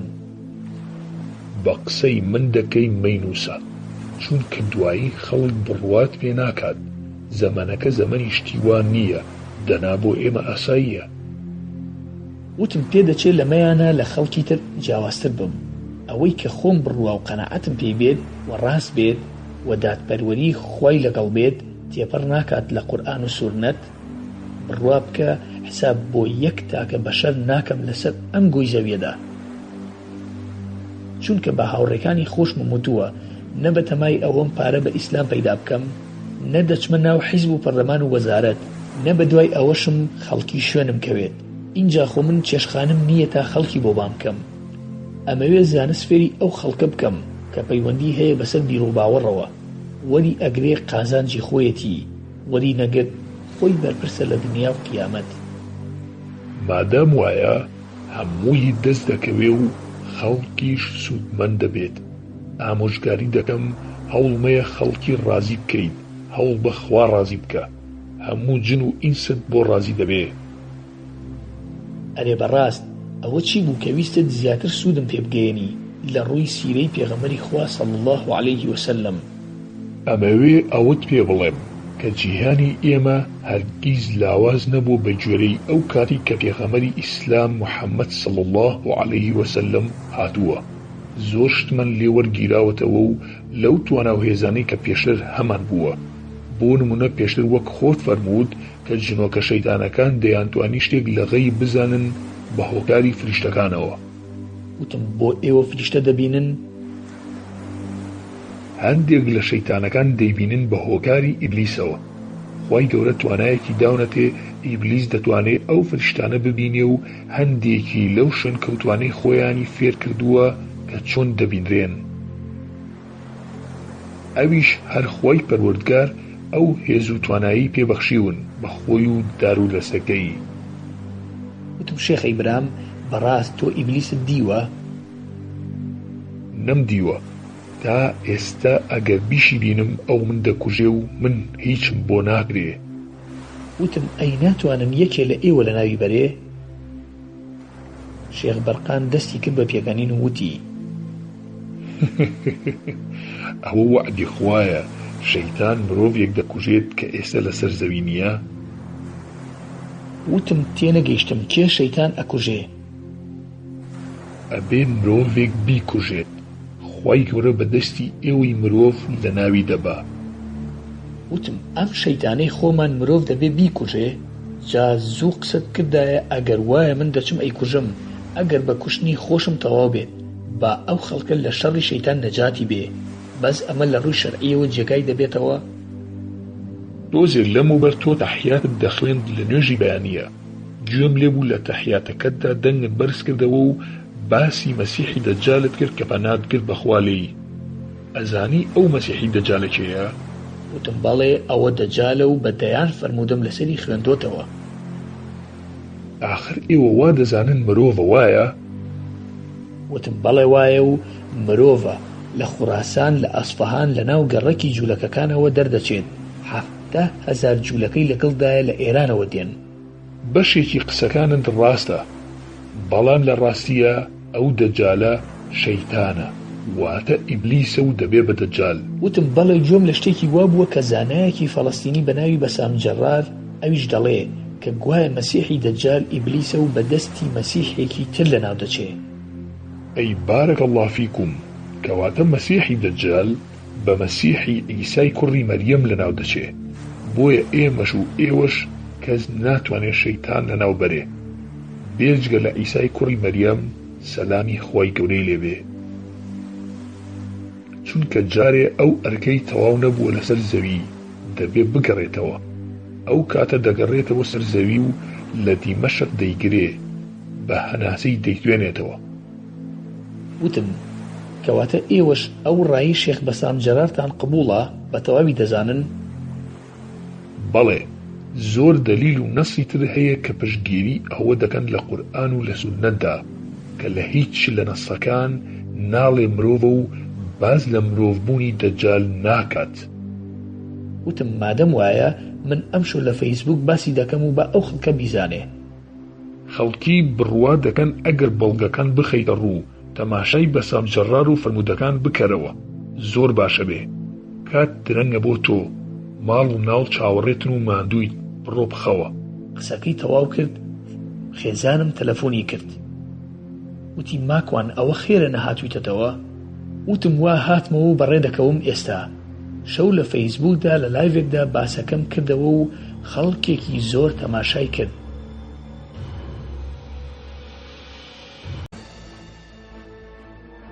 سەسیل و داوایەکی سەیر. شەو لە ماڵەوە دەستم کرد بە لایڤەکە.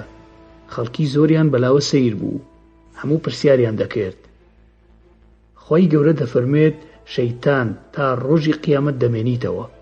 دیار بوو زۆرێک لە خەڵکی زۆر بەسادەیی لە ئاەتەکان تێگەیشت بوون. وایان دەزانی کاتێ شەیتان بە خوای پەروەردگاری وتووە بمهێڵەرەوە تا ڕۆژی زیندوو بوونەوە، خوای گەورە بە قسەی ناکات. کاتێ خوای پەروەردگار پێی دەفەرمێت بڕۆ چاوەڕێ بکە تا ئەو ڕۆژەی بۆ دیاری کراوە. شەیتان بە حسابی خۆی ویستی فێڵ لە خوای پەروەردگار بکات و مردنی خۆی تێپەڕێنێت و بە زیندویی تا ڕۆژی زیندوو بوونەوە بمێنێ. بەڵام خوای گەورە پێی فەرموو بڕۆ بمێنەرەوە تا ڕۆژی دیاریکراو نەک قیامەت. هیچ زانایەک لەناو ئیسلامدا نەیفەرمووە و نەینووسیوە کە شەیتان تا قیامەت دەمێنێتەوە. خوای پەروەردگاریش لە قورئاندا لە سوورەتی ئەلحیجر ئایەتی 36 زۆر بەڕوونی باسی دەکا کە شەیتان ئەڵێ پەروەردگارە مۆڵەتم بدە هەتا ئەو ڕۆژەی هەمووان زیندوو دەکرێنەوە. خوای گەورەش دەفەرموێ تۆ لە مۆڵەت دراوانیت تا ڕۆژی کاتە دیاریکرا و زانراوەکە، ئەوەشی دەڵێت لای خوا دیاری کراوە. لە ڕاستیدا هەموو ڕۆژەکان لای خوا دیاری کراوە. ئەوەندەی کە شێخ بەسام جەرار باسی دەکات دەڵێ پێدەچێت شەیتان دوای بەکارهێنانی وەسوەسە خۆی ئاشکرا بکات. لە شێوەی مرۆڤدا خوای گەورە مۆڵەتی پێ بدات لە ماوەی 40 ڕۆژدا بێتە سەر زەوی و لە ڕۆژی کۆتایی 20 ڕۆژەکەشدا بە دەستی عیسای کوڕی مەریەم لەناو دەچێ. لە لایڤەکەمدا خەڵکێکی زۆر دەیان پرسی کاکە خۆ دوای ئەوە خراپە دەست پێ دەکاتەوە. ئەوەشم بەو خەڵکە بەڕێزە ڕاگەیان کە مرۆڤ بێجگە لە شەیتان چەند شتێکی تر دوژمنێتی. یەکێ لەوانە نەفسی خۆیەتی، دووهەم شەهوەت، سێهەم شوبوهات. خۆ ئەو کاتەشی کە ئیبلیس واتە شەیتان لەناو دەچێ بە دەستی عیسا سەلامی خوای لێبێ بە ملیۆنەها شەیتانی تر لە دوای خۆی بەجێ دەهێڵێت. پاشان خەڵکی وامان هەیە لە شەیتان زۆر خراپترن. جاری وا هەیە شەیتان پێی دەڵێ لە خوا بترسە.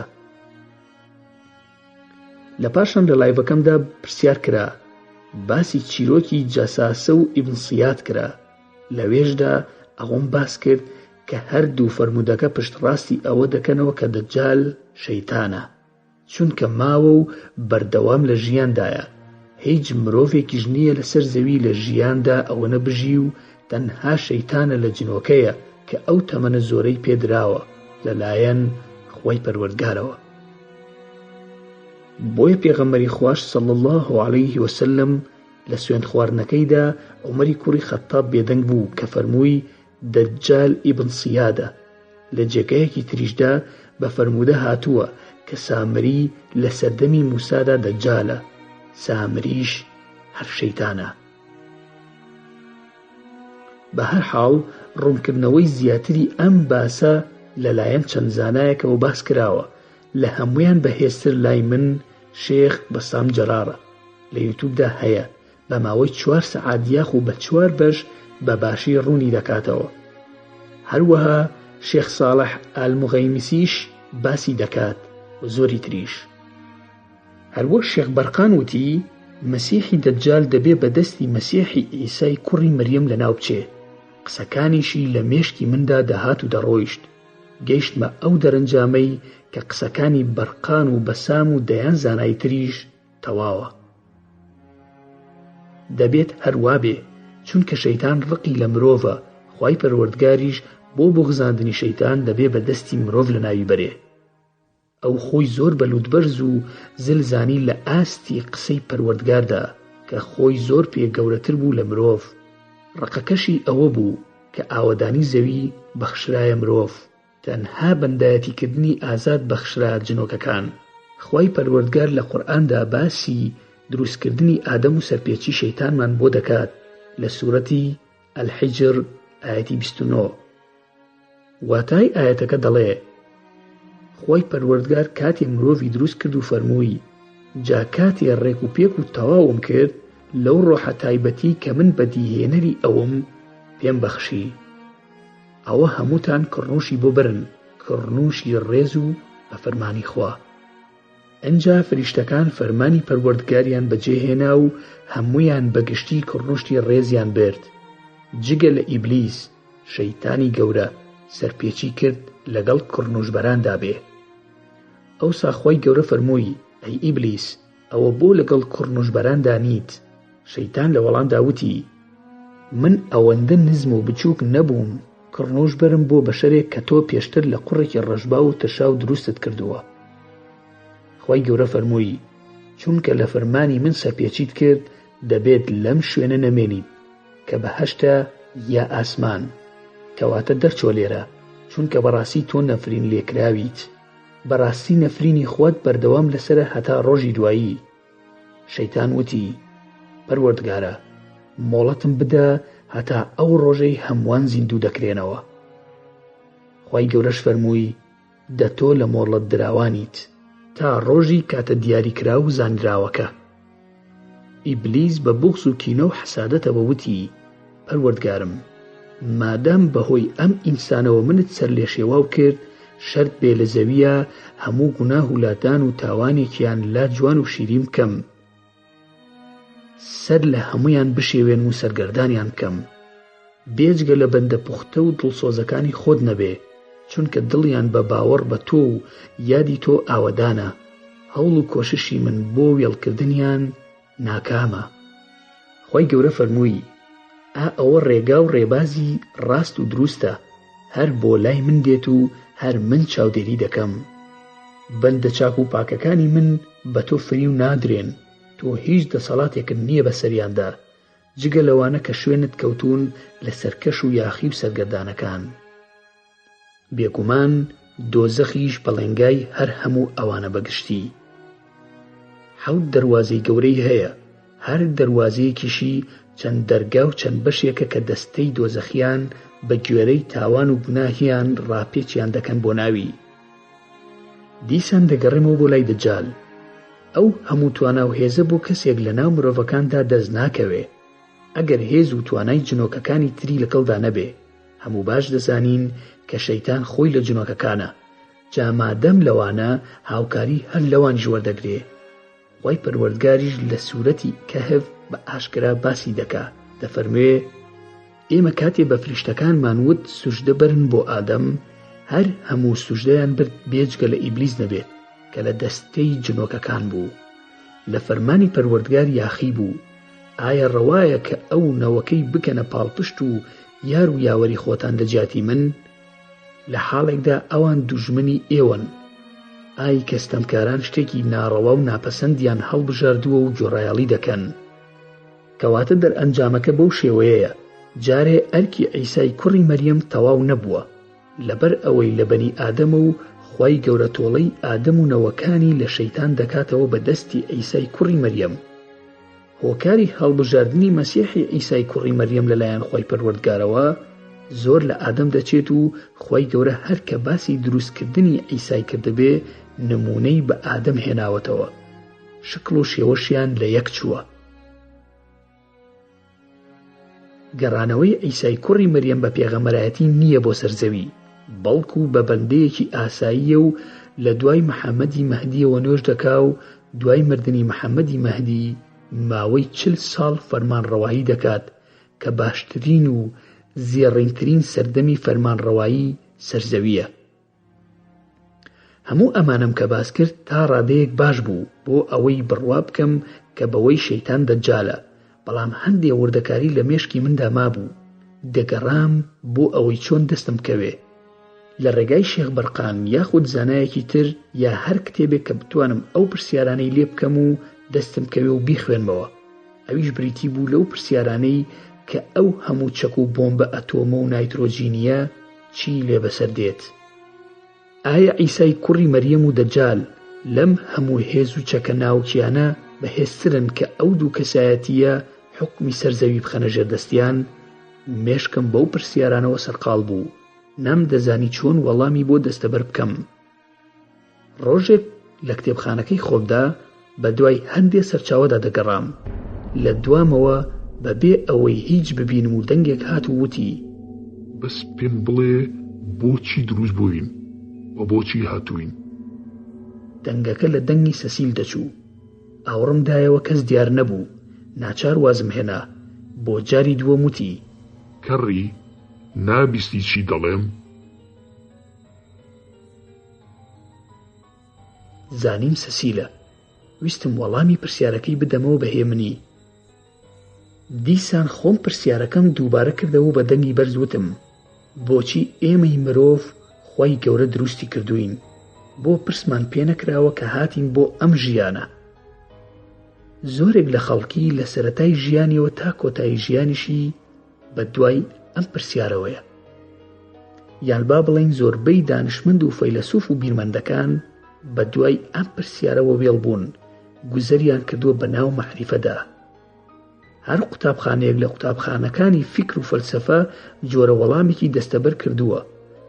لە فەلسەفەی سروشتەوە بیگرە تا پراگماتیکی و مادی و وجودی و میسالی و زۆری تر. لە ڕاستیدا دەرفەتی ساختکردنەوەی ئەوەم نییە هەموویت لێرە بۆ ساخت بکەمەوە، بەڵام بەردەوام بیت لەگەڵمدا هەموویت بۆ ساخت دەکەمەوە بە دەرس و دەور.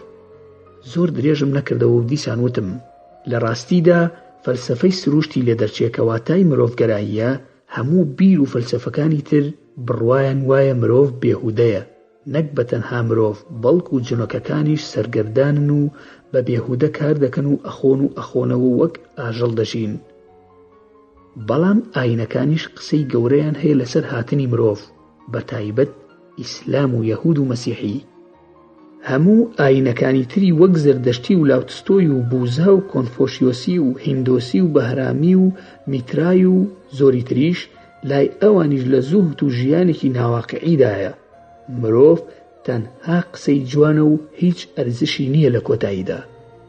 جا ئەو کەسەی کە پرسیارت کردووە من لێرە باسی ئیسلام دەکەم، چونکە وتەکەی من لەسەر مرۆڤی وەرگری ئیسلامە، واتە مسڵمان. کەواتە مسڵمان کاری چییە و بۆچی هاتووە؟ ئایا مخەیرە یا مسەیر؟ واتە ئەمری پێکراوەیە ئازاد. لە هەمان کاتدا ئەوەی بۆ مرۆڤە بۆ جنۆکەکانیشە، چونکە خوای پەروەردگار باسی هەردوو لامان بەیەکەوە دەکات بۆ بەندایەتی. بەڵام ئەرکێکی قورستری داوە بە ئێمە کە ئاوادانکردنەوەی زەویە. بەڵام بەداخەوە زۆر جار جنۆکەکان دەچنە لای شەیتانی ئیبلیس و بۆ ئەو کار دەکەن. ژیانی دنیا و قیامەتیان دەدۆڕێنن، ئەوەی مرۆڤ لە سەرشانی فەرز کراوە بۆ ئاوەدانی کەچی ئەوان وێرانی دەکەن. مادەم هەردووکیان هەیە ئازادی و ئەمریان پێکراوە، کەواتە مرۆڤ و جنۆکە لە هەردوو بەشەکە پێک هاتووە. نمونە ئەگەر کەسێک بڵێت چا ئەخۆی دیا قاوە، کەواتە هەردووکیان بوونیان هەیە، بۆیە ئیختیارت ئەداتێ. ئەم نمونەیە باشترین ڕوونکەرەوەی ئەو بابەتەیە کە بە درێژایی 10 ساڵی ڕابردووم ئەو پرسیارم لەلایەن مولحیدەکانەوە لێکراوە. هەندێک لە خەڵکی کە عاقڵ بوون وەریان گرتووە و موسڵمانەتی خۆیانیان پێ بەهێزتر کردووە. ئەوەشی کە بە 4 پێڕۆشتووە ئاژەڵ ئاسا هەنگاوی ناوە سەر لێ شێواو بووە. ئیبلیس بەردەوام بووە لەسەر ئینکاری خۆی و خەڵکیشی گۆمڕا کردووە. ئەو ڕەگەزەی کە مرۆڤ و جن پێک دەهێنێ واتە پێکهاتەی نێرومێ، خوای گەورە هەندێک کاری پێبەخشیوە کە ئەمر پێکراوە، هەندێکشی پێبەخشیوە ئازادە. من لێرە باسی ژیانی خۆمان واتە مرۆڤ دەکەم، چونکە شارەزا نیم لە سیستەم و ژیانی جنۆکەکان. گومانی تێدا نییە زۆرە، بەڵام چەند نمونەیەکی باز دەکەم. بەشەکانی تری لە مێشک و بیری خۆتدا دەتوانی دوایی بە ئاسانی تاوتوێ بکەیت. ئیتر لەمە دوا دەزانی لە چیە دەسەڵاتت نییە و لە چیشە ئازادی، لەکوێ لە دایکەبی لەکوێ ئەمری، خەڵکی کوێیت، کوردی، عەرەبی، فارسی یا کوڕی کوێیت، ئایا نێری یامێ. ئەمانە هیچی لە دەست و هەڵبژاردنی مرۆڤدا نییە. برسێتی و توینوێتی و ئازار و حەزی شەهوەت بە هەموو جۆرەکانیەوە هیچی لە دەسەڵاتی مرۆڤدا نییە، سیستەمێکی گشتی گەردوونی خواییە و بووی داناوین. لێرە کە دێمە سەر باسی ئازاد بوون، حکمت و فەلسەفەی پارسەنگی دەردەکەوێت لە ناو هەردوو چەمکەکەدا. کە مادام برسێتی مرۆڤ بەدەست خۆی نییە، هەر برسی دەبێ، کەواتە تۆ ئازادی چی ئەخۆیت؟ حەڵاڵ مباح وەک گۆشتی مریشک و مەڕ هەتا دێت، یان حەرام وەک بەراز و مردارەوە بۆکان. کە تینوت بوو لە دەسەڵاتدا نییە، بەڵام ئازادی چی ئەخۆی؟ ئاو یان ماستا و یا شەربەت یا هەرچیەکی تر. ئەوەی کە حەڵاڵە یا حەرامەکان وەکو ویسکی و جن و ئارەق و ڤۆدگا و تا دوایی. ئازادی شەهوەتی حەز بە ئافرەت یا بە پێچەوانەوە، ئەمەش لە دەستمانە نییە، حەزێکی چێنراوی خواییە. بەڵام ئازادی بە زینا و کاری خراپە و نێربازی تێری ئەەکەیت یا هاوسەرگیری دەکەیت و خێزان پێک دێنی. مردن بەدەست تۆ نییە، بەڵام دەتوانی مردنەکەت هەڵبژێری لە پێناو کێدا بێت، لەمەیاندا ئازادی. کەواتە وەڵامی ئەو پرسیارە ئایا خالق پرس بە مەخلوق دەکا بۆ دروستکردنی؟ وەڵامەکە بە 2 بیر دۆزی معریفی گریمان وەڵام ئەدەمەوە. گریمانی یەکەم: ئەگەر لە ئەدیسۆن بپرسی تۆ کارەبات دروست کردووە بۆ پێداویستی مرۆڤ، ئەیپرست بە کارەبا کرد کە دروستی دەکەی؟ گریمانی دووەم: ئەگەر بە کارەبا بڵێیت جەنابی کاک کارەبا، ئایا ئەدیسۆن دەناسی؟ بە هەردوو گریمانەکە وەڵامی سێیەممان دەست دەکەوێت بە گریمان و دەیکەینە مەعریفە. ئەدیسۆن پێویستی نییە پرس بە کارەبا بکات، چونکە ئەدیسۆن داهێنەری کارەباییە. پاشان کارەبا بە هیچ شێوەیەک ئەدیسۆن ناناسێ.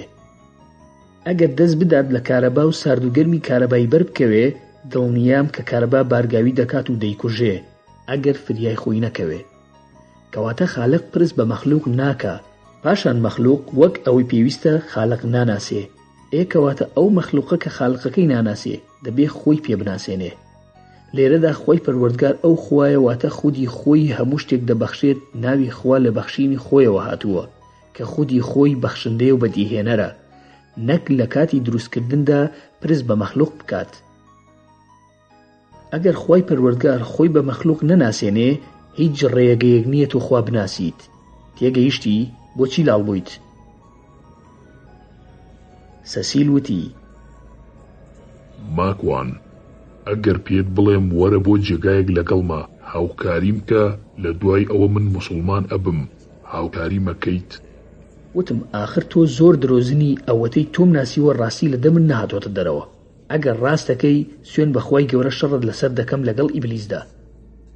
بەیمانم بدەرێ هاوکاریم بکەیت، من موسڵمان دەبم. بەمەرجێک ڕاقی و حەسقیل و حەنانە و جەماعەتی خۆمان ئاگادار بن. نا، با بە تەنها نێوانی خۆمان بێت. بڕوا ناکەم وعد بەم لە سەرەتاوە. پێم بڵێ بزانم چییە و دەتوانم. سەسیل دەستی کرد بە گریان و لوشکەی دەهات وەک مار. بەڵام هەر بڕوای پێ ناکەم. دەزانم خۆی مارە و هیچ جێگای متمانە نییە. بەڵام خەریکە چۆکدا ئەدەم بە وتنی موسڵمان بوونی. داواکەشی زۆر موهیمە. لەگەڵمانە بن، بزانە داوای چییە کات و بۆ کوێم ئەبات.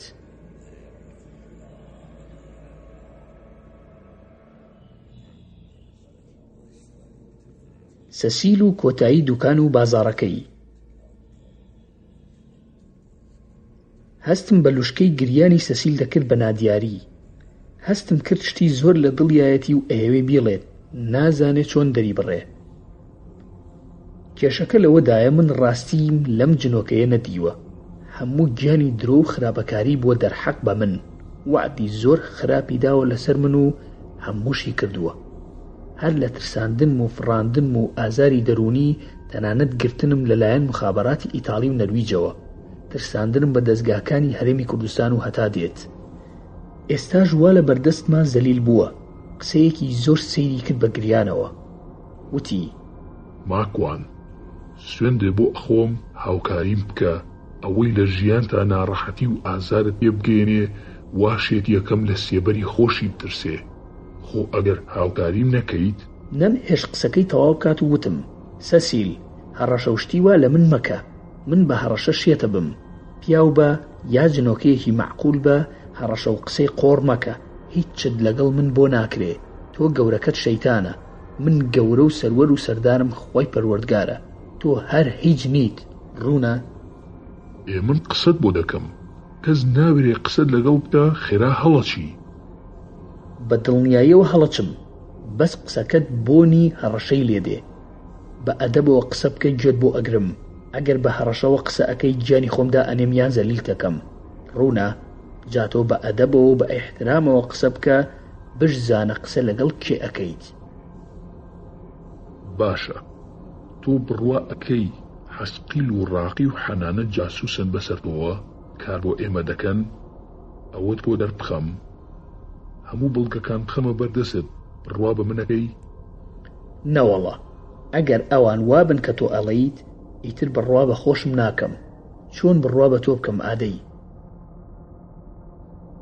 دەبڕوا بکە سوێندە بۆ ئەخۆم کە هەموویان دژی تۆن و بەکارت دەهێنن لە گەورەترین خزمەتکردن بە ساحیر و جادوبازەکان. باشە، بەڵگەیەکم بەرێ با بڕوا بکەم. لەگەڵ من وەرە بۆ جێگایەک بیان بینە کە لەگەڵ جادوبازێک قسە دەکەن و تۆش بەقەدەر هەموو دنیا ڕقل لێتی. باشیشی ئەناسی. کەوای وت زۆر تووڕەبووم، هەستم کرد ڕاست بێ قسەکانی، لە داخا بەوم دەڕشت چی لە ناو دڵما بووتم، تۆ بەرژەوەندی چییە لەم فیتنەی و سەگ و سەگ بابیە؟ ئارام بە، بیرتە لەگەڵ شێخ شاهین بوو بە شەرتان لە قاوەخانەکە، پۆلیس هات و گرتی؟ وتم بەڵێ بیرمە، کابرای زلەی تورکمان ناڵێیت ئەوەی تۆ هێنابووت. با خۆیەتی دەسوێن بەچی دەڵێیت بۆت دەخۆم، هەر هەمویان لەگەڵ ئەو کارەکەن، منیشیان وا دەناوە کە سەر لە تۆ تێک بەم بە حسابی خۆیان لە بەرچاوی تۆ کە گوایە هاوکاری تۆ ئەکەن. ئەرێ سەسیل، کەس نەماوە لەسەر ئەم زەویە خۆتانی پێوە سەرقاڵ بکەن تەنیا ماکوان نەبێ.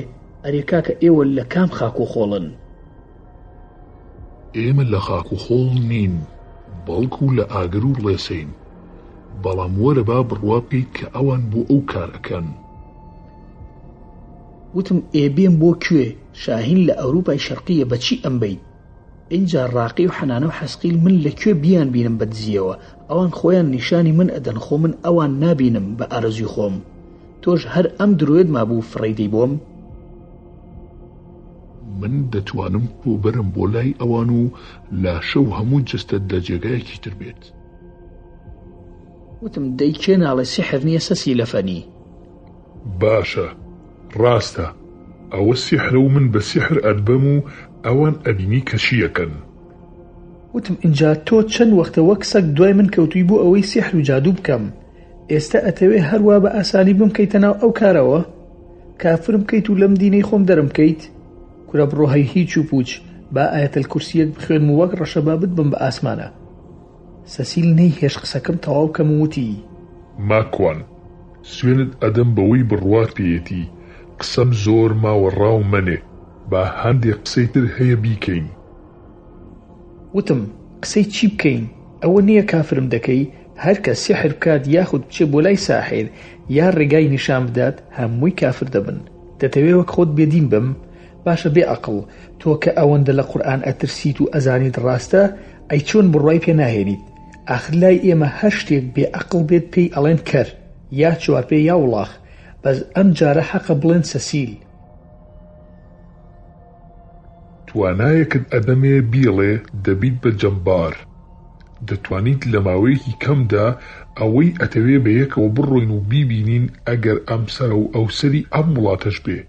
وتم اینجا ئەم ساختە چێتیە چییە؟ ئەویش حتمەن سیحرە. جەمبار چییە؟ وشەیەکی ئینگلیزیە، واتە بازدانی فراوان. وتم وەڵام مسەقەفیشی بە ئینگلیزی قسەم لەگەڵ دەکەی؟ نەوەڵڵا کاکە من باز نادەم، بڕواشم پێت نییە. بڕوا بکە، زانست پەیوەندی نییە بە سیحر و جادووەوە، لە جیهاندا ئەو زانستت دەخوێنرێ و زانکۆ و سەدان کۆمپانیا هەیە کە ئەو کارانە دەکەن. وتم بەڕاست ئەم زانستە کامەیە کە تۆ ئەیزانی و من تا ئێستا عەقڵم پێی نەشکاوە؟ تۆ بۆ وەڵامی پرسیارەکەم نادەیتەوە، ئەڵێم ئەو قورئانەکەوە حەقە و لی دەترسی وەک پوش و پەڵاش ئەدبا بە ئاسمانە، بۆ بڕوای پێ ناهێنیت و موسڵمان بیت و نەجاتت پێ لەم دەردی سەریە، خۆت لە دۆزەخی ئەبەدی ڕزگار بکە. بڕوا کە موسڵمان دەبم و بۆ ئەوەش هاتووم بۆلات، دەمەوێت کۆتایی بە هەموو کارێکی نەشیاو بهێنم لەگەڵ تۆ خۆشمە، بە نیسبەت زانستەکەوە کە فێرت دەکەم بۆ ئەوەی بتوانیت تواناکانی خۆت بەهێز بکەی، ئەویش زانستی پاراسایکۆلۆژیە. وتم جا ئەمە کام ئەکادیمیایە ناوی ناوە زانست و لە کام زانکۆی جیهان ئەخوێندرێ؟ چۆن لە هەموو زانکۆکانی دنیا دەخوێندرێ. وتم درۆ ئەەکەی هیچ جوانیە، تا ئێستا لەلایەن زانستەوە دانی پێدا نەندراوە کە زانستە و هەر حسابی فاڵ و قاوەگرتنەوە و بورجەکان و ئێوەی بۆ دەکرێ و هیچی تر. هیچ پەیوەندی بە زانستەوە نییە و زانست دانی پێدا نانێ. بە سەدان دکتۆرا و پرۆفیسۆر و ئەکادیمیا هەیە لە جیهاندا لەسەر ئەو بوارە کار دەکات، لە ئەمریکا و میسر و عێراق، لە ئێران، تەنانەت لە ئەوروپا، لە بەریتانیا و لە مەجەر و زۆر جێگای تریش هەیە. وتم ئەوەنەی من بزانم ئافرەتێک لە ساڵی 1960 بە ڕەچەڵەک عەرەبە، بەڵام ڕەگەزنامەی ئەمریکی هەیە و لە ئەمریکاش لەدایک بووە. یەکێک بۆ لە ڕۆژنامە نووسەکان کە دامەزرێنەری کۆمپانیای بەختە لە ئەمریکا. ئەویش سەری نەگرتووە و کۆمپانیاکەی فەشەلی هێناوە و ئافرەتەکەش ناوی هالە حامیدە. نا، دوای ئەوە لە ساڵی 1970 لەگەڵ ڕیمۆنڤیدیس کۆمپانیایەکیان کردەوە بە ناوی دێڵفی لە سان فرانسیسکۆ. لە ماوەی 3 ساڵدا 18 ملیارد دۆلاریان قازانج کرد.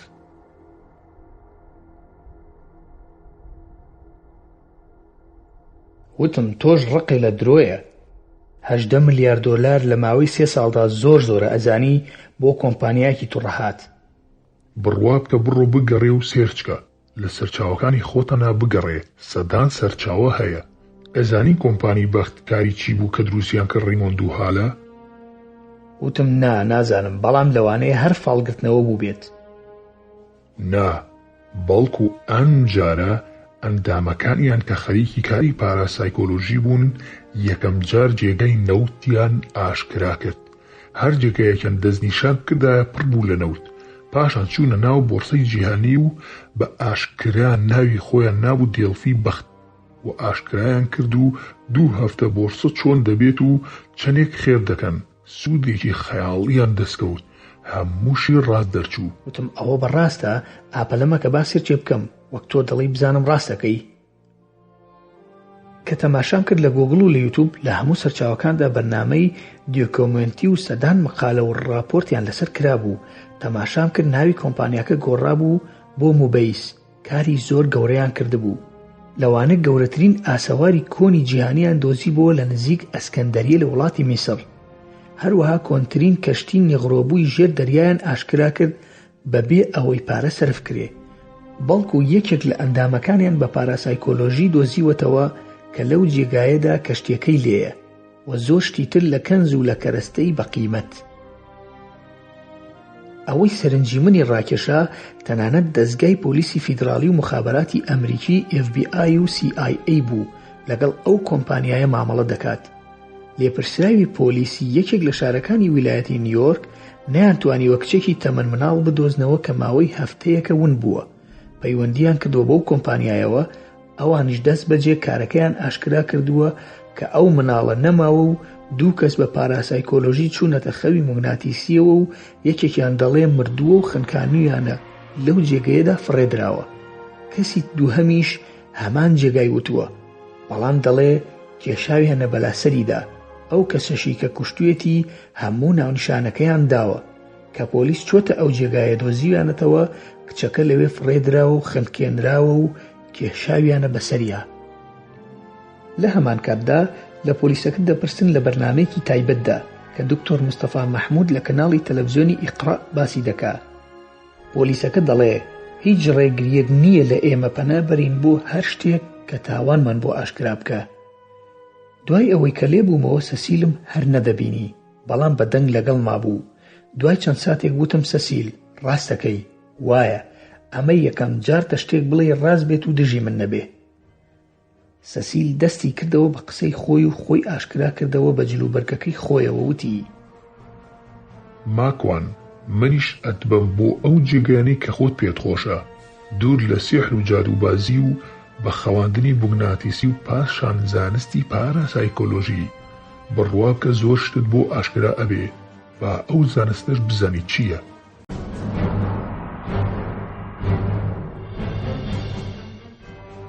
سەسیل و زانست و سیحر. کە سەسیل داوای لێ کردم فێری زانستێکم کە بە ناوی پاراسایکۆلۆژی، ئەم زانستە وەک ئەو باسی دەکات دوورە لە سیحر و جادوو، هەموو توانا و هێزی مرۆڤە کە بەگەڕی دەخات و سوود لە وزە و هێزە گەردوونیەکان وەردەگرێ. سەسیل وتی ئەگەر بێت و خۆت وەرزش لەسەر ئەو هێز و توانایانە بکەیت، یان لە دنیای ئێستادا پێی دەوترێ یۆگا و هەندێ وەرزشی تر زۆر بەتوانا دەکا لە مێشک و کردار و تەنانەت تەندروستیشدا. وتم لە ڕاستیە ئەوەی تۆ باسیەکەی هەموویم بیستووە، بەڵام زانیاریکی زۆرم لەسەری نییە. مادام تۆ بە باشە باسیەکەی، دڵنیام پڕێتی لە خورافیات و کوفر و سەگ و سەگبابی. خۆشت باشە زانی سەسیل، من بەقەدەر هەموو دنیا ڕقم لە تۆیە، زۆرت بەسەر هێناوم، جا بە هیچ شێوەیەک بڕوات پێ ناکەم، بەڵام یەک چانسی ترت ئەدەمێ بزانم ئەمەی باسیەکەی چییە و چۆنە. پەلەم لێمەکە تا هەندێ زانیاری بەدەست دەهێنم لەسەری و دوایی قسە ئەکەینەوە. ئەگەر زانیم لەگەڵ شەرعی خۆی متعال دەگونجێ ئەوە لی ناوەستم، ئەگەر نەگونجا ئەوە ناکرێت و سەری تۆش ئەدەم لەبەر. ڕوونە؟ باشە، بۆ ئەوەی بڕواکەی چیت ئەوێ بۆ بکەم. وتم ناوی سەرچاوی کتێبم بەرێ بیکڕم و بیخوێنمەوە لەسەر ئەو بابەتانە، یان پێویست بە تۆش ناکات خۆم دەگەڕێم و دەیخوێنمەوە چونکە هیچ متمانەیەکم نییە بە تۆ. بەڵام پێم بڵێ ئەم زانستەی تۆ باسی دەکەی کە پاراسایکۆلۆژی پێدەوترێ کاری چییە و چییەکە؟ دەشمویست سوود لە کات وەرگرم، زۆرم پێویست بە بینینی حەسقیل و ڕاقی و حەنانەیە. ئەم زانستە فێری ئەوەت دەکا کە چۆن دڵخۆش بیت و چۆن توانات هەبێ بەسەر ئازار و نەخۆشیەکانی خۆت. توانە وزەیەک بە تۆ دەبەخشێت کە بتوانی مێشکی بەرامبەر بخوێنیتەوە، یاخود کاریگەری لەسەر مێشک و بیرکردنەوەی خەڵکی دروست بکەیت. توانای شیفات دەبێت بە هۆکاری هێز و وزە دەرونیەکان. وتم ئەمەی تۆ باسیەکەی هەمووی شیرک و هاوبەشدانانە، ڕزق لای خوای پەروەردگارە، غەیب شیفا هەر خوای پەروەردگارە، خوێندنەوەی مێشک هەر قسەی بێمانایە و کەس لە غەیب نازانێ. ناوانیە، ئەم زانستە توانات پێ دەبەخشێ و هێزی کارمۆغناتیسیە، دەتوانیت لە ڕێگەی هێزە فیزیاییەکانەوە ئەو کارانە ئەنجام بیت. پەلە مەکە لە بڕیاردان، بڕۆ سەرچاوی لەسەر بخوێنەرەوە. وتم باشە، ڕاستە من زانیاریم نییە، جارێ با بڕۆم بیخوێنمەوە ئەو کاتە قسە دەکەینەوە. لەگەڵ سەسیل جیابووینەوە و ئەو ڕۆیشت و منیش لە ماڵی خۆمان بووم. بە دوای ئەم زانستە دەگەڕام، بە دوای فتوای موسڵماناندا دەگەڕام بزانم ڕای زانایان چییە لەسەری. زانای سعود و ئەزهەر و زۆرێکی تر لە زانایانی جیهانی ئیسلامی هەموویان حرامیان کرد و هیچ کام لەم زانایانم نەبینی حەڵالیان کردبێ بێجگە لە هەندێ بانخواس. لەناو هەموویاندا کە زۆر گرنگی پێدا بوو عەدنان ئیبراهیم دەبێت کە ئەی گونجێنێ لەگەڵ تەسەوف و هەندێک لە سۆفیەکان و ئەشعەری عەقیدەکان. ئەوانیش بە ئاسایی وەریان گرتووە لە شێوەی بەشێک لە پاکردنەوەی ڕۆح و هەندێ شوبهاندنی لەگەڵ زانای ئیسلامی ئیمامی غەزالی کە لە سەردەمی خۆیدا باسی کردووە. هەندێک کتێبم لە ئینتەرنێت پەیا کرد و خەڵکێکیش کە دەچوون بۆ حەج وڵاتانی عەرەبی داوای سەرچاوەی ئەو باسانەم لێ دەکردن کە بۆم بێنن. کتێبی باشیان بۆ هێنام، ماوەیەکی زۆر لە ماڵەوە سەرقاڵ بووم بەو باس و خواسانەوە. زیاد لە 16 بۆ 22 کتێبم خوێندەوە لە ئینتەرنێت و لە بەرجەستەدا. ئەوانەی کە باسییان کردبوو هەموویم تاقی کردەوە، ئەنجامەکەی سفر بوو. پرسیارم کرد لە هەندێ مامۆستای زانکۆ لە سلێمانی و هەولێر و تەنانەت لە زانکۆکانی تورکیا و لەندەن و بەگشتی زانکۆکانی جیهان. باسی ئەو وزە و توانایانی کە باز دەکرێت لە زانستی پاراسایکۆلۆژی پرسییم. هەموو وتیان هیچ ڕاستیەکی نییە لە فیزیادا و وزە و هێزی شاراوە نییە لە فیزیا. ئەوەی کە زانست بڕوای پێیەتی شتی شاراوە نییە، بەڵکو و هێزی تاقیکراوە و بەرجەستەیە، شتێک نییە لە زانستی فیزیا بە ناوی هێزی شاراوە. دوای ئەوە بۆم دەرکەوت بە ناوی زانست و زانیاریەوە سەر لە خەڵک دەشێوێن و هەمووی قسەی بەتاڵە و هیچ بنەمایەکی زانستی نییە و بە دروستکردنی زاراوەی زانستی دەیانەوێ خەڵکی لە خشتە بەرن. ئەوەی زانیم لەم باسە تەنها فەلسەفەی کۆنی هیندۆسی و چینی و ئەو فەلسەفە کۆنە ئیلحادیە بێدینانەیە کە پێچراوە بە ناوی باق و بریقی ڕۆژئاوا کە پێی دەڵێن گەشەپێدانی مرۆیی و یۆگا و چارەسەری سروشتی بە بەرد و جۆرێک لە یاری وەرزشی بە ناوی گەشەسەندنی لاشەیی و چارەسەری نەخۆشی. لە هەمووی سەیرتر بۆم دەرکەوت کە زانستێکی نوێیە، جوولەکە دایمەزراندووە. لە ڕووی ناوەڕۆکەوە هەموو ئەو زانستانەم خوێندەوە کە بەشێک بوون لە پاراسایکۆلۆژی. ئەم بە ناو زانستە چۆن پێچراوە بە پاراسایکۆلۆژیەوە کە ئێستا زۆر بڵاوە و تەنانەت پارەیەکی زۆر سەرف دەکرێت بۆ بڵاوکردنەوەی کە تەماشای مێژۆکەیم کرد هەمووی نزیکەی 45 ساڵە دامەزراوە لەلایەن 2 پزیشکی بەناوبانگی ئەمریکی کە زیاتر بەکار هاتووە بۆ نەخۆشی دەرونی. یەکەمیان ناوی ڕیچلەرد باندلەرە، ئەوی تریان ناوی جۆن جێندەرە. لە ساڵی 1973 دایان مەزراندووە کە بەشێک بێت لە چارەسەری دەرونی. دوای ئەمان لەلایەن 2 کەسی ترەوە بە ناوی نۆعۆم جۆمیسکی و ئەوی تریان بە ناوی ئەلفرێد کۆریەزیسکی بە ڕەگەز ئەمریکی و پۆڵەندی بوون، بەڵام هەردووکیان جوولەکە بوون و پارەیان بەم ناو باسەدا. لە ساڵی 1993 کۆنگرێکی گەورەیان بۆ گرت لە ئەمریکا و لە 2003 بەڕەسمی لە ئەمریکا بە زانست ناسێنرا. ئەم کارە زۆر شتی سەیر و سەمەرەی تێدایە کە باسی ڕۆح و پەروەردەی ڕۆح و کاریگەری وشە دەکات. بەڵام لە ڕاستیە ئەوەی بۆم دەرکەوت تەنها مامەڵەکردنی مادیانەی مرۆڤە لەگەڵ مرۆڤ. ئەگەر زیاتر ڕۆ بچێت لەو باسانە ئەوە بە دڵنیاییەوە دەتخەنە ناو سیحر و کاریگەری جنۆکە و شەیتان، چونکە وشەکان هەر پێناسەی مادی باس و بە ناو زانستەکە دەکات، بەرنامەی وشەسازی لە ناو مێشک و کاریگەری عەقڵی مرۆڤدا دەکات. بە هەر حاڵ گەیشتمە ئەو قەناعەتەی کە ئەمە تەنها باس و خواستێکی درۆ و دەلەسەیە و هیچ پەیوەندی بە زانستەوە نییە. ئەوانەی کە لەسەر ئەو هەژمار دەکرێن هەمووی زانستی باتڵە. ئەگەر زانست بێت هەرچەندە تا ئێستا ئیعترافی پێنەکراوە وەک زانست و خۆی لە چوارچێوەی شتی میتافیزیکی غەیبیەتدا دەبینێتەوە کە بە ناوی زۆر شتەوە هاتووە، وەکو ڕیکی و یۆگا و مایکرۆبایتیک و زۆر شتی تر. هەموو پەیاکردنی پارە و هەڵخەڵەتاندنی خەڵکیە بە ناوی ڕاهێنەری جیهانی و هیچ پەلە و پایەیەکیشی نییە لە زانستدا. پزیشک و ئوستازی بەناوبانگی چینی دۆگیەس چینک کە لێکۆڵەر و دانشمەندە لە یەکێ لە زانکۆکانی ویلایەتی میجینگ، پسپۆڕ و شارەزایە لە بواری زانستی دەرووناسی و ئەڵێ ئەو کەسانی کە یۆگا ئەکەن یاخۆ ڕیکی ئەکەن ئەو بەندایەتی و عیبادەت و توقوساتی ئاینی بتپەرستی تاویەکانە دەیکەن بەبێ ئەوەی بەخۆیان بزانن. تەنانەت وشەی تاو واتە وزە لە تاقەوە هاتووە، یان چینەکان بە وزە دەڵێن چی، یابانیەکان دەڵێت کی، هیندیەکان پێی دەڵێن برانە، فلیپین و ناوچەکانی تری سریلانکا ناویان ناوە بەمانە یاخود ماکرۆ. ناوی تری زۆرە کە هەموو ئاماژەیە بۆ هێزێکی مطلق لە گردووندا کە ئەو هێزە بەخوا ناو دەبن. لە زانستی نوێدا ئەم وشانە تەرجمە کراوە بۆ پاراسایکۆلۆژی، یاخود عەرەب پێی دەڵێ زانستی ماوەڕە النەفس. هەمووی باز لەوە دەکات کە لەو هێزەوە دڵخۆش بیت، دەوڵەمەند بیت، شیفا وەرگری وەک خوای متعال مامەڵەی لەگەڵدا دەکرێ. ئەمەش جۆرێکە لە شیرک و هاوبەشدانان. هەندێک لەوانەیە بڵێن ئێمە وا بیر ناکەینەوە بۆ کاری پۆزەتیڤ بەکاری دەهێنین، بەڵام لە کۆتاییدا هەمویان سەر بە یەک قوتابخانەی فەلسەفی و وەحدەت الوجودن. ئەم فەلسەفەی وەحدەت وجودەش کوفرێکی سەریح و بواحە. پێی وایە مرۆڤ بەشێکە لە خوا و تەنانەت مشکیش هەر بەشێکە لە خوا، هەرچی دروستکراوەکانی خوا هەیە بە هەمویانەوە خوا پێک دەهێنن. مرۆڤ لە کۆتاییدا دەتوانێت ئاوێتە بێ لەگەڵ خوا.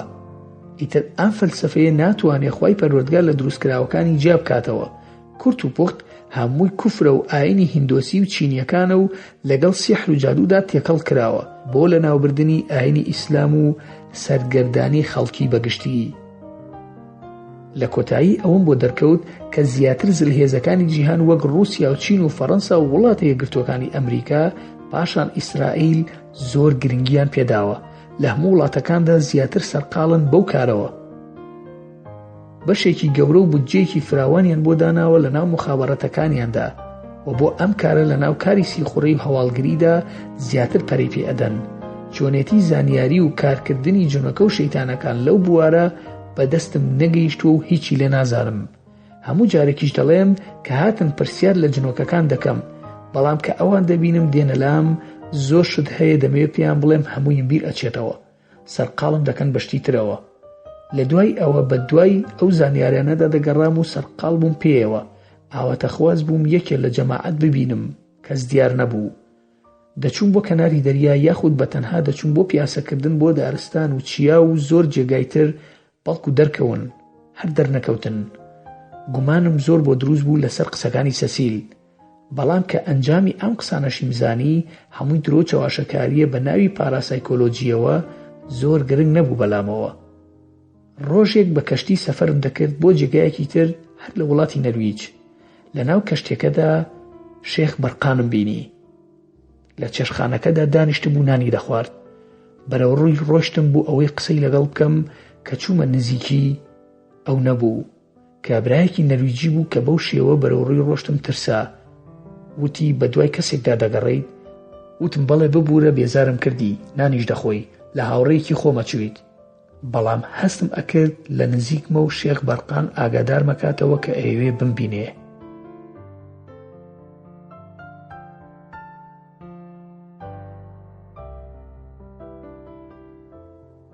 لە کەشتێکە دابەزیم و کارەکەی خۆم تەواو کرد و گەڕامەوە.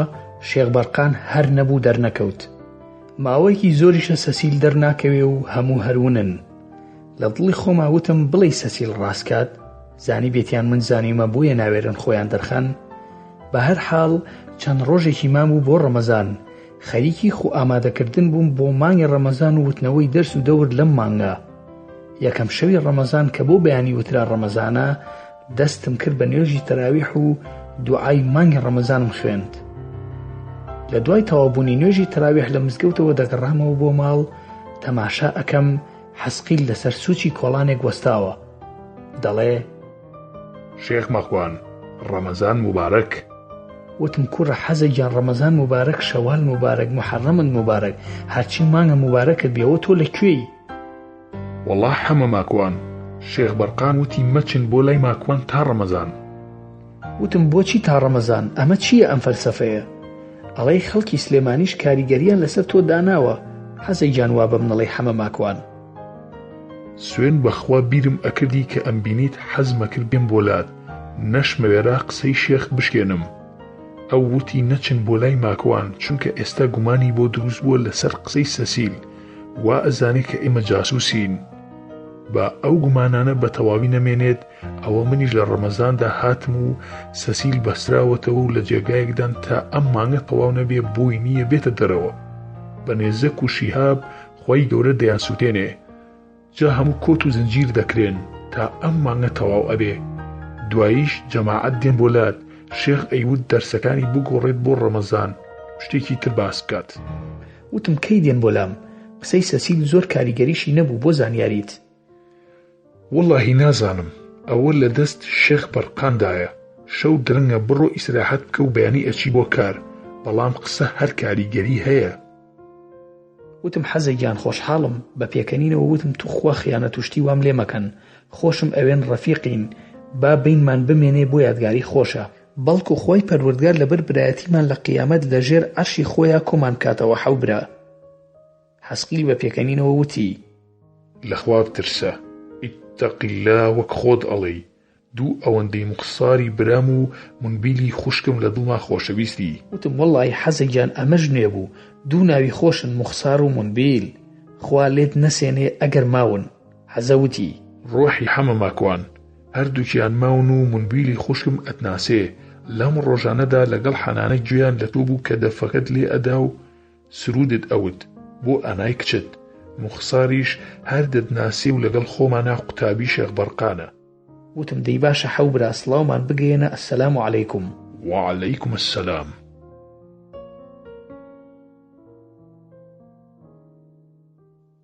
چاوەڕوان بن، بزانین ئەم کۆبوونەوەیە کە دەکرێت لە نێوانی من و شێخ بەرقان چی نوێ هەیە، ئەی سەسیل چۆنە و چی بەسەردا هاتووە.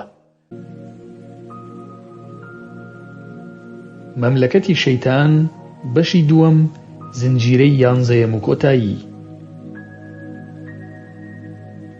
هێزی وزەی ئیسلام و کاریگەری بۆ جنۆکە و مرۆڤ. مانگی ڕەمەزان بۆ موسڵمان هەمیشە مانگێکی ئارامبەخش و پڕ وزە و چالاکیە. هەر لە نوێژ و ڕۆژ و بیگرە تا دەگاتە تەراویح و ویتر و شەو نوێژ.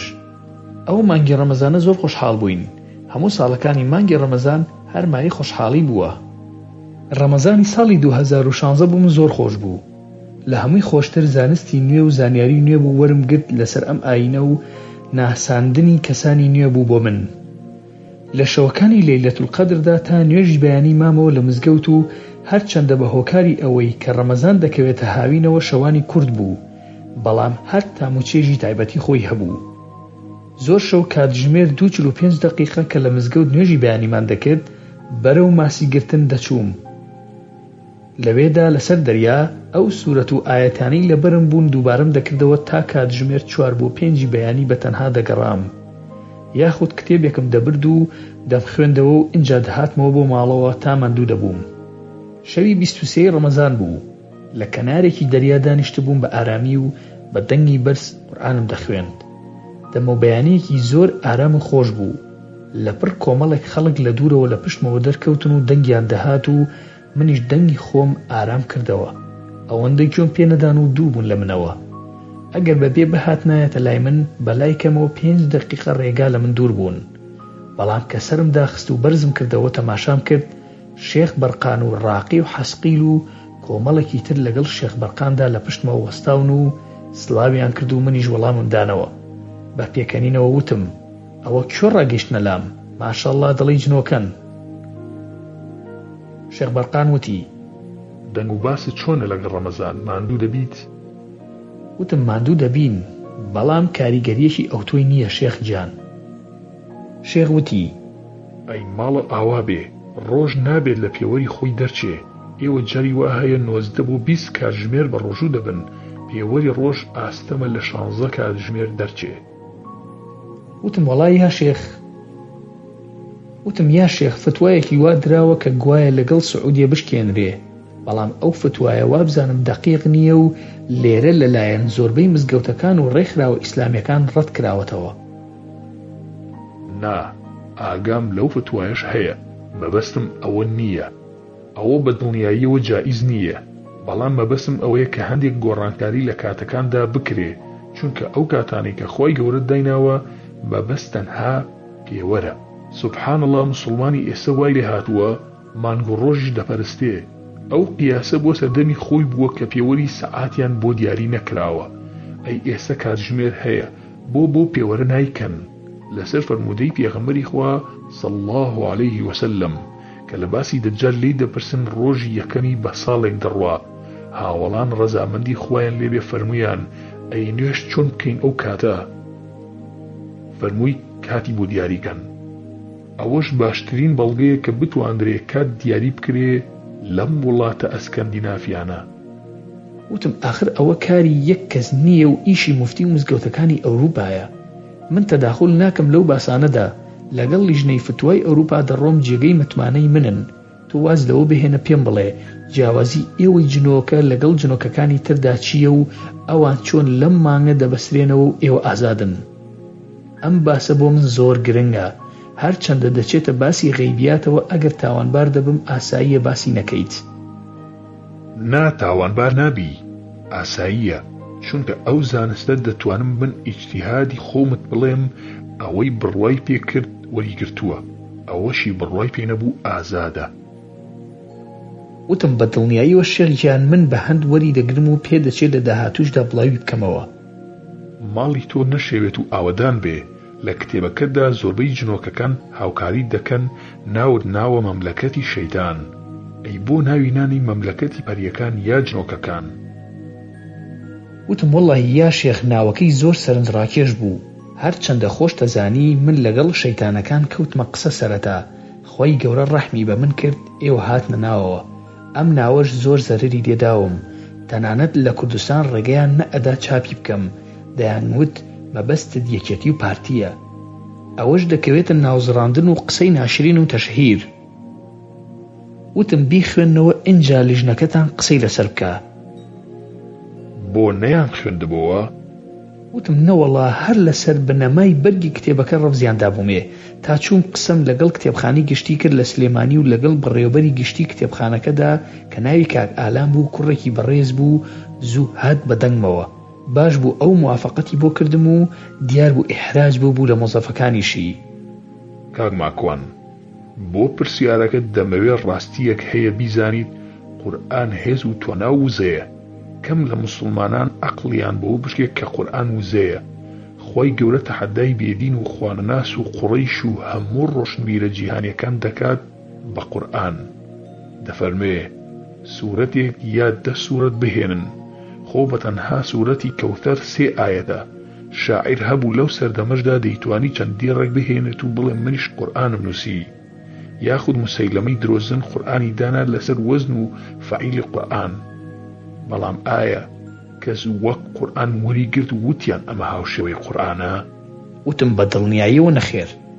قورئانیش وایە، وەک نمونەی کەسێک پەیکەرتاژ یا شێوەکار وایە پەیکەرێکی جوانی مرۆڤ دروست کات، بەڵام دەتوانێت ڕۆح بکا بە بەریدا؟ بە دڵنیایی وەک خۆت دەفەرمووی نەخێر.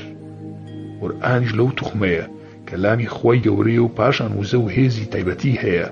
لە قورئانیشدا خۆی پەروەردگار بە ئاشکرا بووی باس کردوین کە خاوەنی ڕۆحێکی تایبەتە، هەر پیت و وشەیەک لەو قورئانە وزە بەخشە بە مرۆڤ و وزەی دەداتێ. گوێگرەکەی و خوێنەرەکەی بەهێز دەبێت بەو وزەیە لە قورئاندا خۆی پەروەردگار لە ئاەتەکەدا دەفەرمێت لە سوورەتی شورادا: بەو شێوەیەی کە دەیزانیت ئەی موحەممەد صلی الله عليه وسلم، ئێمە قورئانمان بۆ ڕەوانە کردی لەلایەن خۆمانەوە کە ژیان بەخشە و وزەیە و هێزی تایبەتی هەیە بە ڕۆح و گیان و عەقڵ. تۆ نەتدەزانی قورئان چییە و ئیمان چییە، بەڵام ئێمە ئەم قورئانمان کردە ڕووناکی و نورێک کە هیدایەت و ڕێنمووی هەر کەسێک کە بمانەوێت لە بردەکانمانی پێدەکەین. ئەوانەی دڵی بۆ دەکەنەوە و بە چاکی گوێی بۆ دەگرن. بێگومان تۆ ئەی پێغەمبەر صلی الله عليه وسلم ڕێنیشاندەریت و ڕێنمووی دەکەی بۆ ڕێگا و ڕێبازێکی ڕاست و دروست. وتم مەبەست لەو وزە و هێزە چییە؟ مەبەستت وزەی فیزیاییە کە وجودی هەبێت لەم گەردونە و کەونەی ئێمەدا؟ بەڵێ بە دڵنیاییەوە مەبەستم هێز و وزەیەکی تایبەتە لە ناو قورئاندا کە کاریگەری لەسەر مرۆڤ و لەسەر ئێمەی جنۆکەش هەیە. ئەوەش بزانە ئێمە زووتر هەست بە کاریگەریەکەی دەکەین تا ئێوەی مرۆڤ. وتم بەزات و سیفەتی خوا هیچ تێناگەم، ئەوەی باسی دەکەی وەک ئەوە وای گوێزم بۆ بژمێری. گوێچکە و دڵ و سینەی موسڵمان دەتوانێت وەری بگرێ ئەو هێز و وزەیە ڕاستەوخۆ خۆی پەروەردگار سەرپەرشتی دەکات. لە نێوان بڕوا و واتە ئیمان و بێ ئیمانیدا پەردەیەک دروست دەبێت. خۆی پەروەردگار خۆی ئەو هێزە دەبەخشێت لە ئیمانێکی کەسێکە و بۆ کەسێکی تر جیاوازە تا ئیمانە بەهێز بێ، ئەو وزەیە بەهێزتر دەبێت لە مرۆڤدا یاخود جنۆکە. وتم چۆن هیچ تێناگەم ئەمەی باسی دەکەی بەڵگەی لەسەر وەک قورئان یاخود سونەت؟ بەڵێ بە دڵنیاییەوە هەیە، بەڵام پێش ئەوەی بەڵگەکە باس بکەم چەند جارێک گوێت لێ بووە کە باسییان کردو و وتویانە لە شێخ سوفیانی سەوری دەفەرمێ: بەلامەوە سەیرە موسڵمان بەبەر بڵێ ببە بە ئاو نەبێت بە ئاو. ئەو هێزی کە سوفیانی سەوری باسی دەکات ڕەحمەتی خوای لێبێ، ئەوە ئەو وزەیە و ئەو ئیمانەیە. یاخود ئەبوو موسلیم خولانی فڕێیان دایە ناو ئاگرەکە، خوای گەورە نەیسووتان. تەنانەت پێغەمبەری خۆشی نەتی بوو صلی الله عليه وسلم لە هاوڵان هەژمار ناکرێ، لە شوێن کەوتوان هەژمارەکرێ، واتە تابعی. ئەوە هێز وزەی ئیمانیە و پاشان هەزارەها پیاوچاک و ئیماندار خوای گەورە ئەو هێزەی پێبەخشیون. ئاەتەکە وەک بەڵگە لە سوورەتی ئیسرادایە کە دەفەرمێ: هەر کاتێک قورئان دەخوێنی ئێمە بربەستێکی نادیار و شاراوە و هێزێکی نادیار دەخەینە نێوان تۆ و ئەوانەی باوەڕیان بە ڕۆژی دوایی نییە، چونکە سوودی لێوەرناگرن. سوورەتی ئیسرا ئاەتی 45. هەروەها لە ئاەتی 46دا دەفەرمێ: چونکە مەبەستیان نییە تێبگەن، ئێمەش پەردە دێنین بەسەر دڵیاندا تا هەرتی نەگەن و گوێشیان سەنگین دەکەین. جا کاتێک کە لە قورئان تەنها ناوی پەروەردگار دەبەی و باسی بت و بەرنامەیان ناکەی، پش هەڵدەکەن و ڕوو وەردەگێڕن، بێزەری دەردەبڕن و دەڕۆن. کەواتە ئەو کەسانی کە بڕوایان بە خوای گەورە و قیامەت و ڕۆژی زیندووبوونەوە نییە، خوای گەورە ناهێڵێ سوود وەربگرن لەم هێز و وزەیە. وتم باشە ڕاستە بەڵگەکان، بەڵام چۆن هەست بە بەرجەستەبوونی بکەم، یاخود ئەگەر لای ئێوەی جن وایە بۆ جنەکان خێرا ئیمان ناهێنن؟ خۆی پەروەردگار لە سوورەتی ئەعرافدا دەفەرمێ لە ئاەتی 175: ئەی موحەممەد صلی الله عليه وسلم، هەواڵی ئەو کەسەیان بەسەردا بخوێنەرەوە کە فەرمانەکانی خۆمانمان پێبەخشی بوو، کەچی ئەویش خۆی لێ داماڵی و خۆی لێ دوورە پەرێز گرت. ئەو سائیتر شەیتان شوێنی کەوت و دایە پێش و چووە ریزی سەر لێ شێواوانەوە. ئەزانی ئەو داماڵین و نەسخە چییە؟ وتم ئەوە مەبەست ئیمانە. نا، ئیمان جیاوازە. خوای پەروەردگار باسی ئیمان بە ئاشکرا دەکا، بەڵام ئەو هێز و توانایە کە لێرەدا دادەماڵرێت دەتوانین ناوی بنین هێز وزەی هیدایەتی ئیسلامی، چونکە ئەگەر لەو هێز و توانایەدا نەبڕایە شوێن شەیتان نەدەکەوت. تێگەیشتی؟ وتم باشە ئەو هێزە چۆن هەستی پێ بکەم، ئەتوانم؟ ئەی چۆن ناتوانی؟ هەموو کات دەتوانی و باش هەستی پێدەکەی ئەوەی هەستی پێناکە ئەو کەسانن دوور لە دین تا نزیکتر بین لە ئیمان ئەوەندە زیاتر هەست بەو هێز و توانایە دەکەیت هەر وەک پێشتر وتم لە کەسێک بۆ کەسێکی تر دەگۆڕێت لە جنۆکەیەکیش بۆ جنۆکەیەکی تر دەگۆڕێت ئەوە تەنها پەیوەندی بە تەقوا و زیادوکەمی ئیمانەوە هەیە دڵنیام تۆ زۆر بەباشی هەستی پێ دەکەی بەڵام تا ئێستا لە زانستەکەت نەکۆڵیوەتەوە ئەو کەسەش تەنها لە کاتی خوێندنی قورئان ئەو هێزەی دەست دەکەوێ دەبێت ستونیش وەستا بێ و وەک نوێژ ڕوو لە قیبلە بێ و دەوەستێ و هێزەکە لە تەوقی سەرتەوە دەچێتە ناو گیان و ئەو کاتە کە دەچەمیتەوە بۆ ڕکوع و سوجود قورئانی تێدا ناخوێنرێ ئەویش پەیوەندی بەوە هەیە کە لە ستونی چەمینەوە بەرەو ڕکوع و سوجود لەو کاتە ئیتر قورئان خوێندن نامێنێ هێزەکەش نامێنێ چونکە وزەکە لە تەوقی سەرەوە دەچێتە ناو لاشەی مرۆڤ ئەگەر جوانتر بۆ چشی بکەمەوە لەسەر سەری مرۆڤ وەک پۆپنەی کە لە شێر خاوەنی ڕادارە و وەری دەگرێ ئەو هێزە کە چەمیەوە ڕادارەکە وەری ناگرێ کە تەماشای دوای ئەو ئاەتە بکەیت کە پێشتر باسم کرد لە سوورەتی ئەعرافدا بە جوانی دەردەکەوێت کە ئەو وزە و هێزە نەما وەک سەگ هەڵدەزنێت هەناسە بڕکەی پێ دەکەوێت و ئیتر هیچ ئەرزشی نییە بە ئاەتەکە وەک خۆی بڵین کە دەفەرمێ خۆ ئەگەر بمانویستایە ئەوە بەو ئاەت و فەرمانانە بەرزمان دەکردەوە بەڵام ئەو خۆی چەسپان بە زەوی و دەستی کرد بە دنیاپەرستی و شوێنی ئارەزوی خۆی کەوت جانمونەی ئەو جۆرە کەسانە وەکو نمونەی سەگ وایە ئەگەر دەری بکەیت پیایدا هەڵبشاخیت هەناسە بڕکەیەتی زمان دەردەکێشێت یاخود ئەگەر وازی لێبێنی ئەوە هەر هەناسە بڕکەیەتی ئەوە نمونەی ئەو کەسانەیە کە ئاەتەکانی ئێمەیان بە درۆزانی و بەڕوایان پێی نییە کەوابوو ئەم جۆرە بەسەرهاتانە بگێڕەرەوە بۆ ئەوەی دابچڵەکن و بیر بکەنەوە وتم تا ڕادەیەک بڕوام هەیە بەڵام ڕاو بۆ چوونەکانت سەیرن و قابلی وەرگرتنیشن ماکوان گیان دەزانی بۆچی قورئان بە شەو دابەزیوە؟ وتم نەوەڵا جا بە شەو دابەزیوە؟ ئەی چۆن؟ ئەی ئەوە نیە خۆی پەروەردگار دەفەرمێ لە شەوی قەدر دامان بەزاندووە یان لە سوورەتی دوخان ئاەتی 3 دەفەرمێ ئێمە لە شەوێکی بەفەڕ و پیرۆزدا کە شەوی قەدرە ناردوومانەتە خوارەوە بەڕاستی ئێمە بێدارکەرەوەین خەڵکی بە ئاگا دەهێنین و هۆشیاریان دەکەینەوە وتم ڕاستە ببوورە بیرم نەما بوو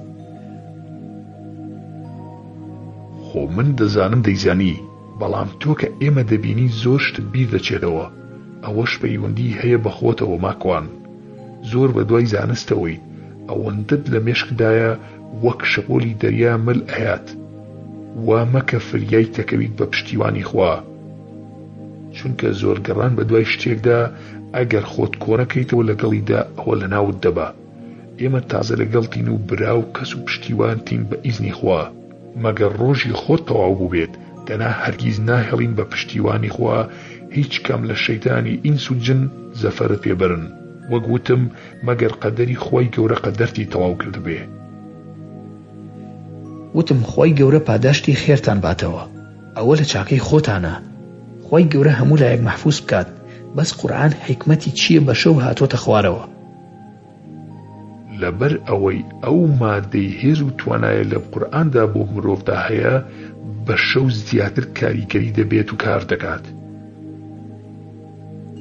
وتم باشە ئەو هێزە بۆ خۆی چییە و چاکەی چییە و سوودی چییە ئاسوودەیی و ئارامیە هەتاوەکو ئەو وزەیە زیابێ فریشتەی زیاتر لەگەڵدا دەبێ وەک ئەرزم کردی ئەو هێزە بە شەودا زیاتر دەکات ئەگەر بڵێم بە ڕۆژ کاریگەری ئەو تۆی نییە تەماشای سوورەتی قەدر بکە شەوێکمان هەیە ناوی شەوی قەدرە بەڵام ڕۆژی قەدرمان نییە ئەم شەوەش شەوی ئاسایش و ئاشتی و هێم نییە کە فەریشتەکان دادەبەزن لەگەڵ ئەوەشدا کە خەتی ڕۆشنایی بەرەبەیان دەردەکەوێ ئەو فریشتانە وردە وردە دەگەڕێنەوە بۆ جێگای خۆیان چونکە خودی شەو بۆ خۆی مادەیە و زۆریش گرنگە بۆ لاشەی مرۆڤ ئاەتەکەش دەفەرمێ لەو شەوەدا فریشتەکان کە جوبرەئیلیشیان لەگەڵدایە دادەبەزن لەسەر ڕوخسەت و مۆڵەتی پەروەردگاریان بە جورەها فەرمان و کار بە تایبەتی بۆ سەردانی خواپەرستان و بۆ سەردانی مزگەوتەکان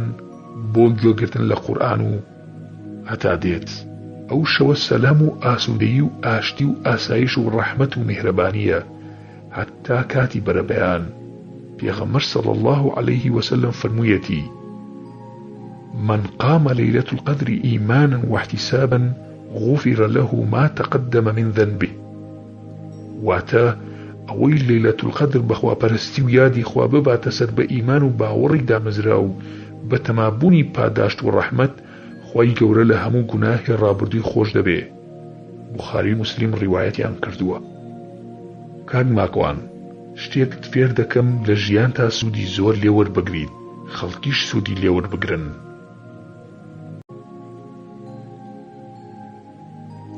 شاراوەیەک ئاشکرا دەبێ. دانیشتنەکەمان لەگەڵ جەنابی شێخ بەرقان بەردەوام بوو تا هاتە سەر باسی ئەوەی وتی ماکوان دەمەوێ شتێکە فێر بکەم زۆر سوودی لێ دەبینی. وتم ئەو شتە چییە شێخەی گیان؟ ئەو هێزەی پێ زیاد دەکەی لە ژیانی خۆدا ئەگەر زۆر بێڵێیتەوە. ئەویش زیکری لا حول ولا قوة إلا بالله العلي العظيمة. ئەو هێزت پێ دەبەخشێ کە پێشتر لە خزمەتاندا باسم کرد. وانەزانی ئەو هێزە تەنها مەبەستم پێی شتێکی سادەیە. خوای پەروەردگار لە سوورەتی کەهەفدا بە ئاشکرا باسی دەکات کە خۆی خاوەنی ئەو هێزەیە. دەیبەخشێت و وەریشی دەگرێتەوە لە کەسبوونی ئیماندا یاخود کوفرکردندا. لە باسی چیرۆکی دوو هاوڕێکەی کە یەکێکیان خاوەنی باخ و باخاتە و دەوڵەمەندە و لە ئایەتی 39 کەهەفدا دەفەرمێ: دەبوو کاتێ چوویتە ناو باخەکە بدوتایە ماشا ئەڵڵا، ئەم هەموو ناز و نیعمەتە بەخششی خوایە، هیچ هێز و پشتیوانیەک نییە جگە خوا، بە تایبەتێ کاتێ من دەبینی کە ماڵ و سامان و نەوەم لە تۆ کەمترە. وتم ڕاست دەفەرمی، بەڵام شێخی گیان لەوە تێناگەم کە شەیتانەکان دەزانن قورئان ئەوەنە کاریگەری هەیە، باشە ئەی بۆ شەیتانن. بە کورتی مەبەستم ئەوەیە ئەو جنۆکانەی تر هەر لە جنسی ئێوەن کەچی ئەوان ڕادەکەن. ئێوە دەست لە قورئان ئەدەن لەبەرتانە و دەچنە ناو مزگەوتیش، سرم لەمە دەرناچێ و حیکمەتەکەی نازانم. سیستەمی ژیانی ئێمە و ئێوە لە یەکەوە نزیکە لە بواری کوفر و ئیمان. ئەگەر بپرسم بۆچی کەسێکی بێدین ئیمان ناهێنێ؟ وتم ئاخر ئەوانەی کە لای ئێمە بێدینن هەر یەکە هەنجەتێکی هەیە. بۆ نمونەیەکی دەڵێ ئێوە تەفسیری خۆتانی بۆ ئەکەن، کەسێکی تر دەڵێ پێش محەممەد باس کراوە، کەسێکی تر ئەڵێ محەممەد لە شارستانێتەکانی تر وەری کردووە، هەندێکی تر ئەڵێن قورئان هیچی ڕاز نییە، ئیتر بەو شێوەیەیە. کامیان ڕاستە؟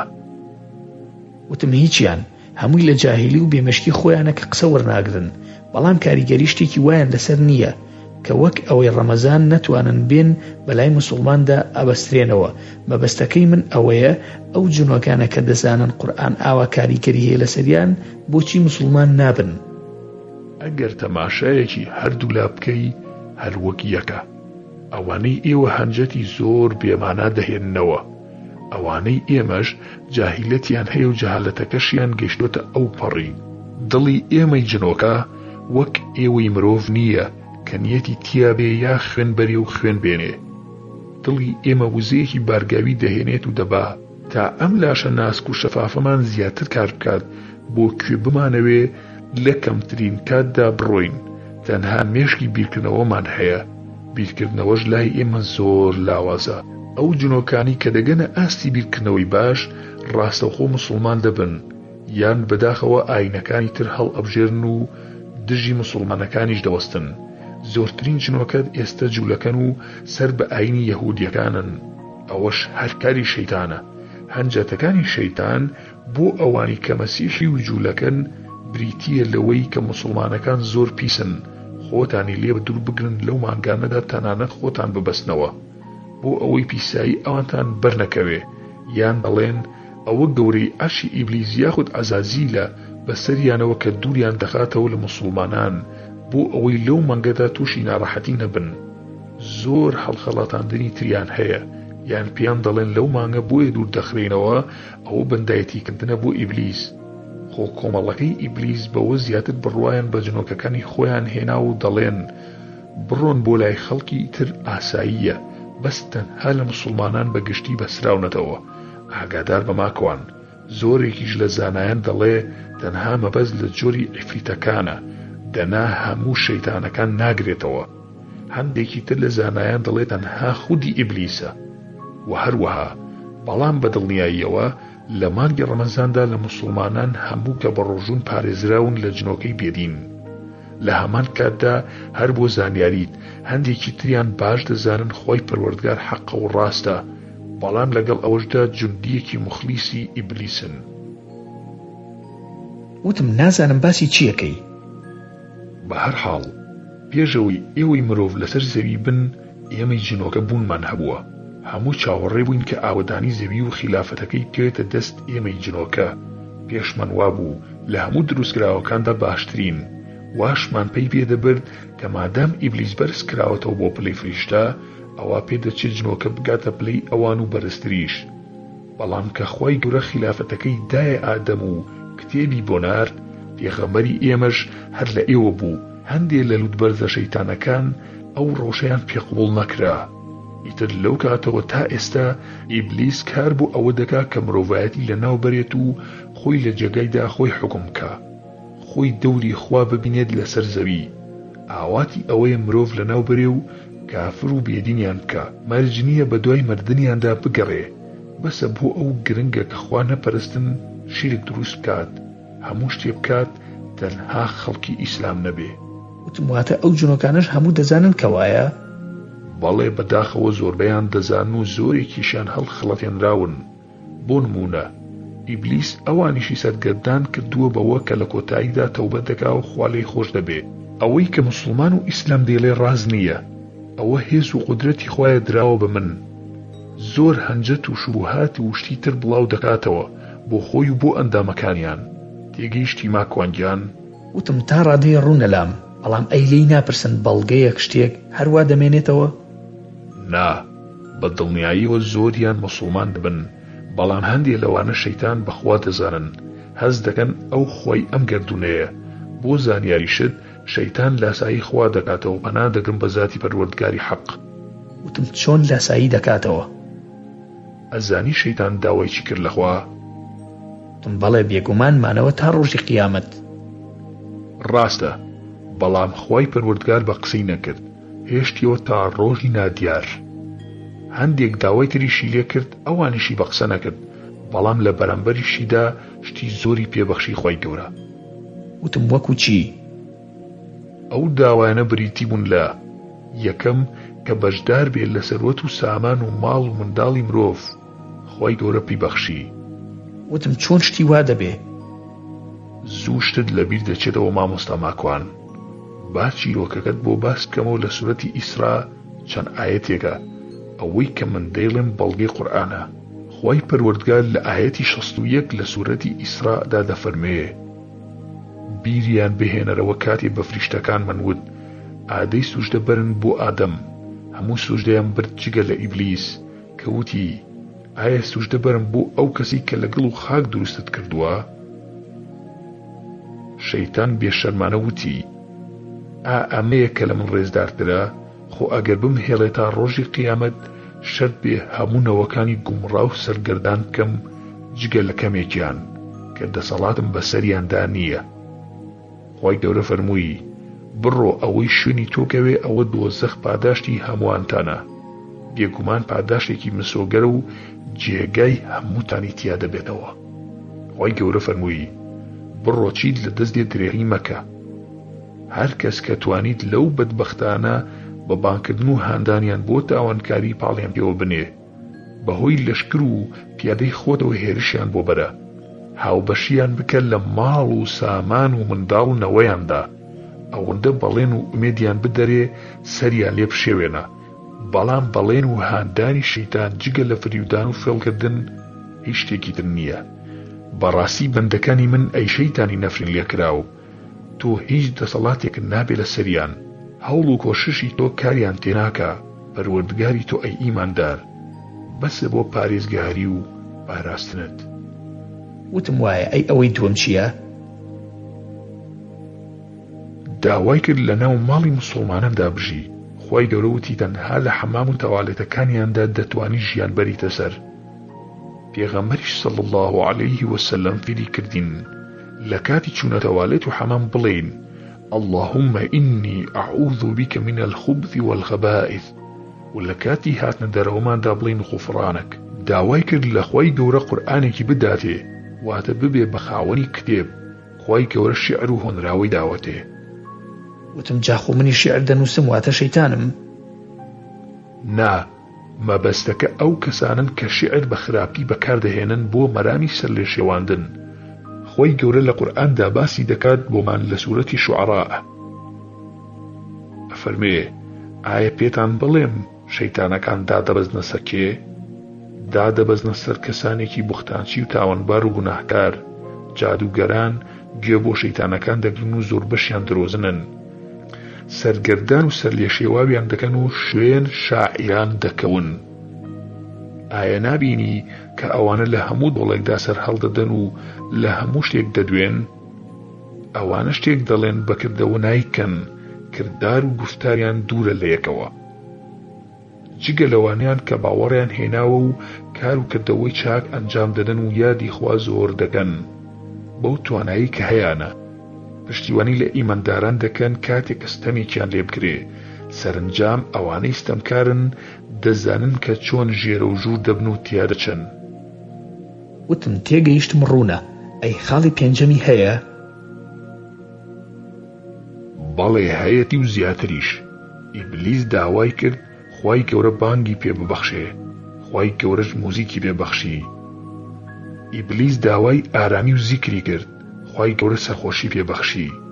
خوای گەورەش هەرچی فاسق و فاجرە وەرنەگبەتە کردی هاوکاری ئەو. داوای برایی کرد لە خوای پەروەردگار، خوای گەورەش ئەوانەی کردە برای کە دەست پێوە ناگرن و گوێ نادەن بە هیچ.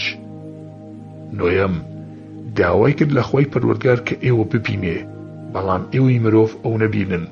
خوای گەورە داواکەی جێبەجێ کرد و خوای گەورە لە سوورەتی ئەعرافدا باسی کردو بۆمان لە ئایەتی 27. ئەینەوەی ئادەم، شەیتان ئێوەش لە خشتە نەبا، هەروەک باوک و دایکتانی لە خشتە برد و لە بەهەشت بە دەرکردنی دان. لە کاتێکدا دەستی کرد بە داماڵینی پۆشاکەکانیان تا عەورەتیان پیشانی یەکتر بن. بێگومان شەیتان دارودەستەی ئێوە دەبینێ لە شوێنێکدا کە دنیایە ئێوە ئەوە نابینن. جا دڵنیا بن کە ئێمە شەیتانەکانمان کردووە بە یار و یاوەری ئەوانەی باوەڕ ناهێنن. دەیەم داوای کرد کە بەناو خوێن و دەمار و لاشە و کون و کەلبەری مرۆڤدا بڕوات و بگەڕێ. ئەمە ئەو خاڵە نەبوون کە ئیبلیس داوای کرد و دەیەوێت دەوری خوا ببینێ بەم توانایانی کە هەیەتی عەرشی خۆشی لەسەر ئاو داناوە. وتم ڕاستە یا شێخ بارەکەڵڵا فیکوم، ئەزانی من ماندووم ئەوە خۆرە بەسەرمەوە گەرمە و دەبێ بڕۆم، کاری ترم زۆرە و ئەبێ ئیسراحەت بکەم. پێ دەچێت دوای جەژن سەسیل بێتەوە بۆ لات، بەڵام هەوڵ بە لێی تووڕەمە بە، لەوانەیە لەسەر دەستی تۆ خوا هیدایەتی بە.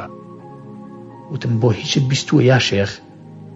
هەز دەکەم کاریگەری زۆری تۆی لەسەرە، بەس دەترسێ پێشمان و تۆ کە بیپارێزین بە ئیزنی خوای متەعال. بیرم چوو بێت بڵێم ماکوانگیان دیاریەکم بۆ داناوی بڕۆ بیهێنە، بەڵام تا ڕۆژی جەژن نەچیت بۆ ئەو جێگایە، یەکەم ڕۆژی جەژن مافی خۆتە. وتم باشە شێخ گیان بارەکەڵڵا فیکوم، ناوی جێگا و شوێنەکەی پێوتم، سرم دانەوان بۆ سەعاتەکەی دەستم سرم بەرز کردەوە کەس نەما بوو.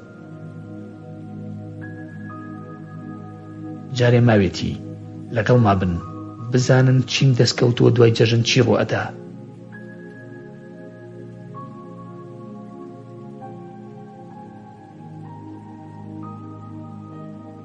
بە ئومێدی سوودبینین لەم کتێبە بە نرخەی مامۆستا ماکوان، ئومێدەوارین کە بە زوویی بەشی سێمی ئەم کتێبە نازدارە بخاتە بەردیدەمان.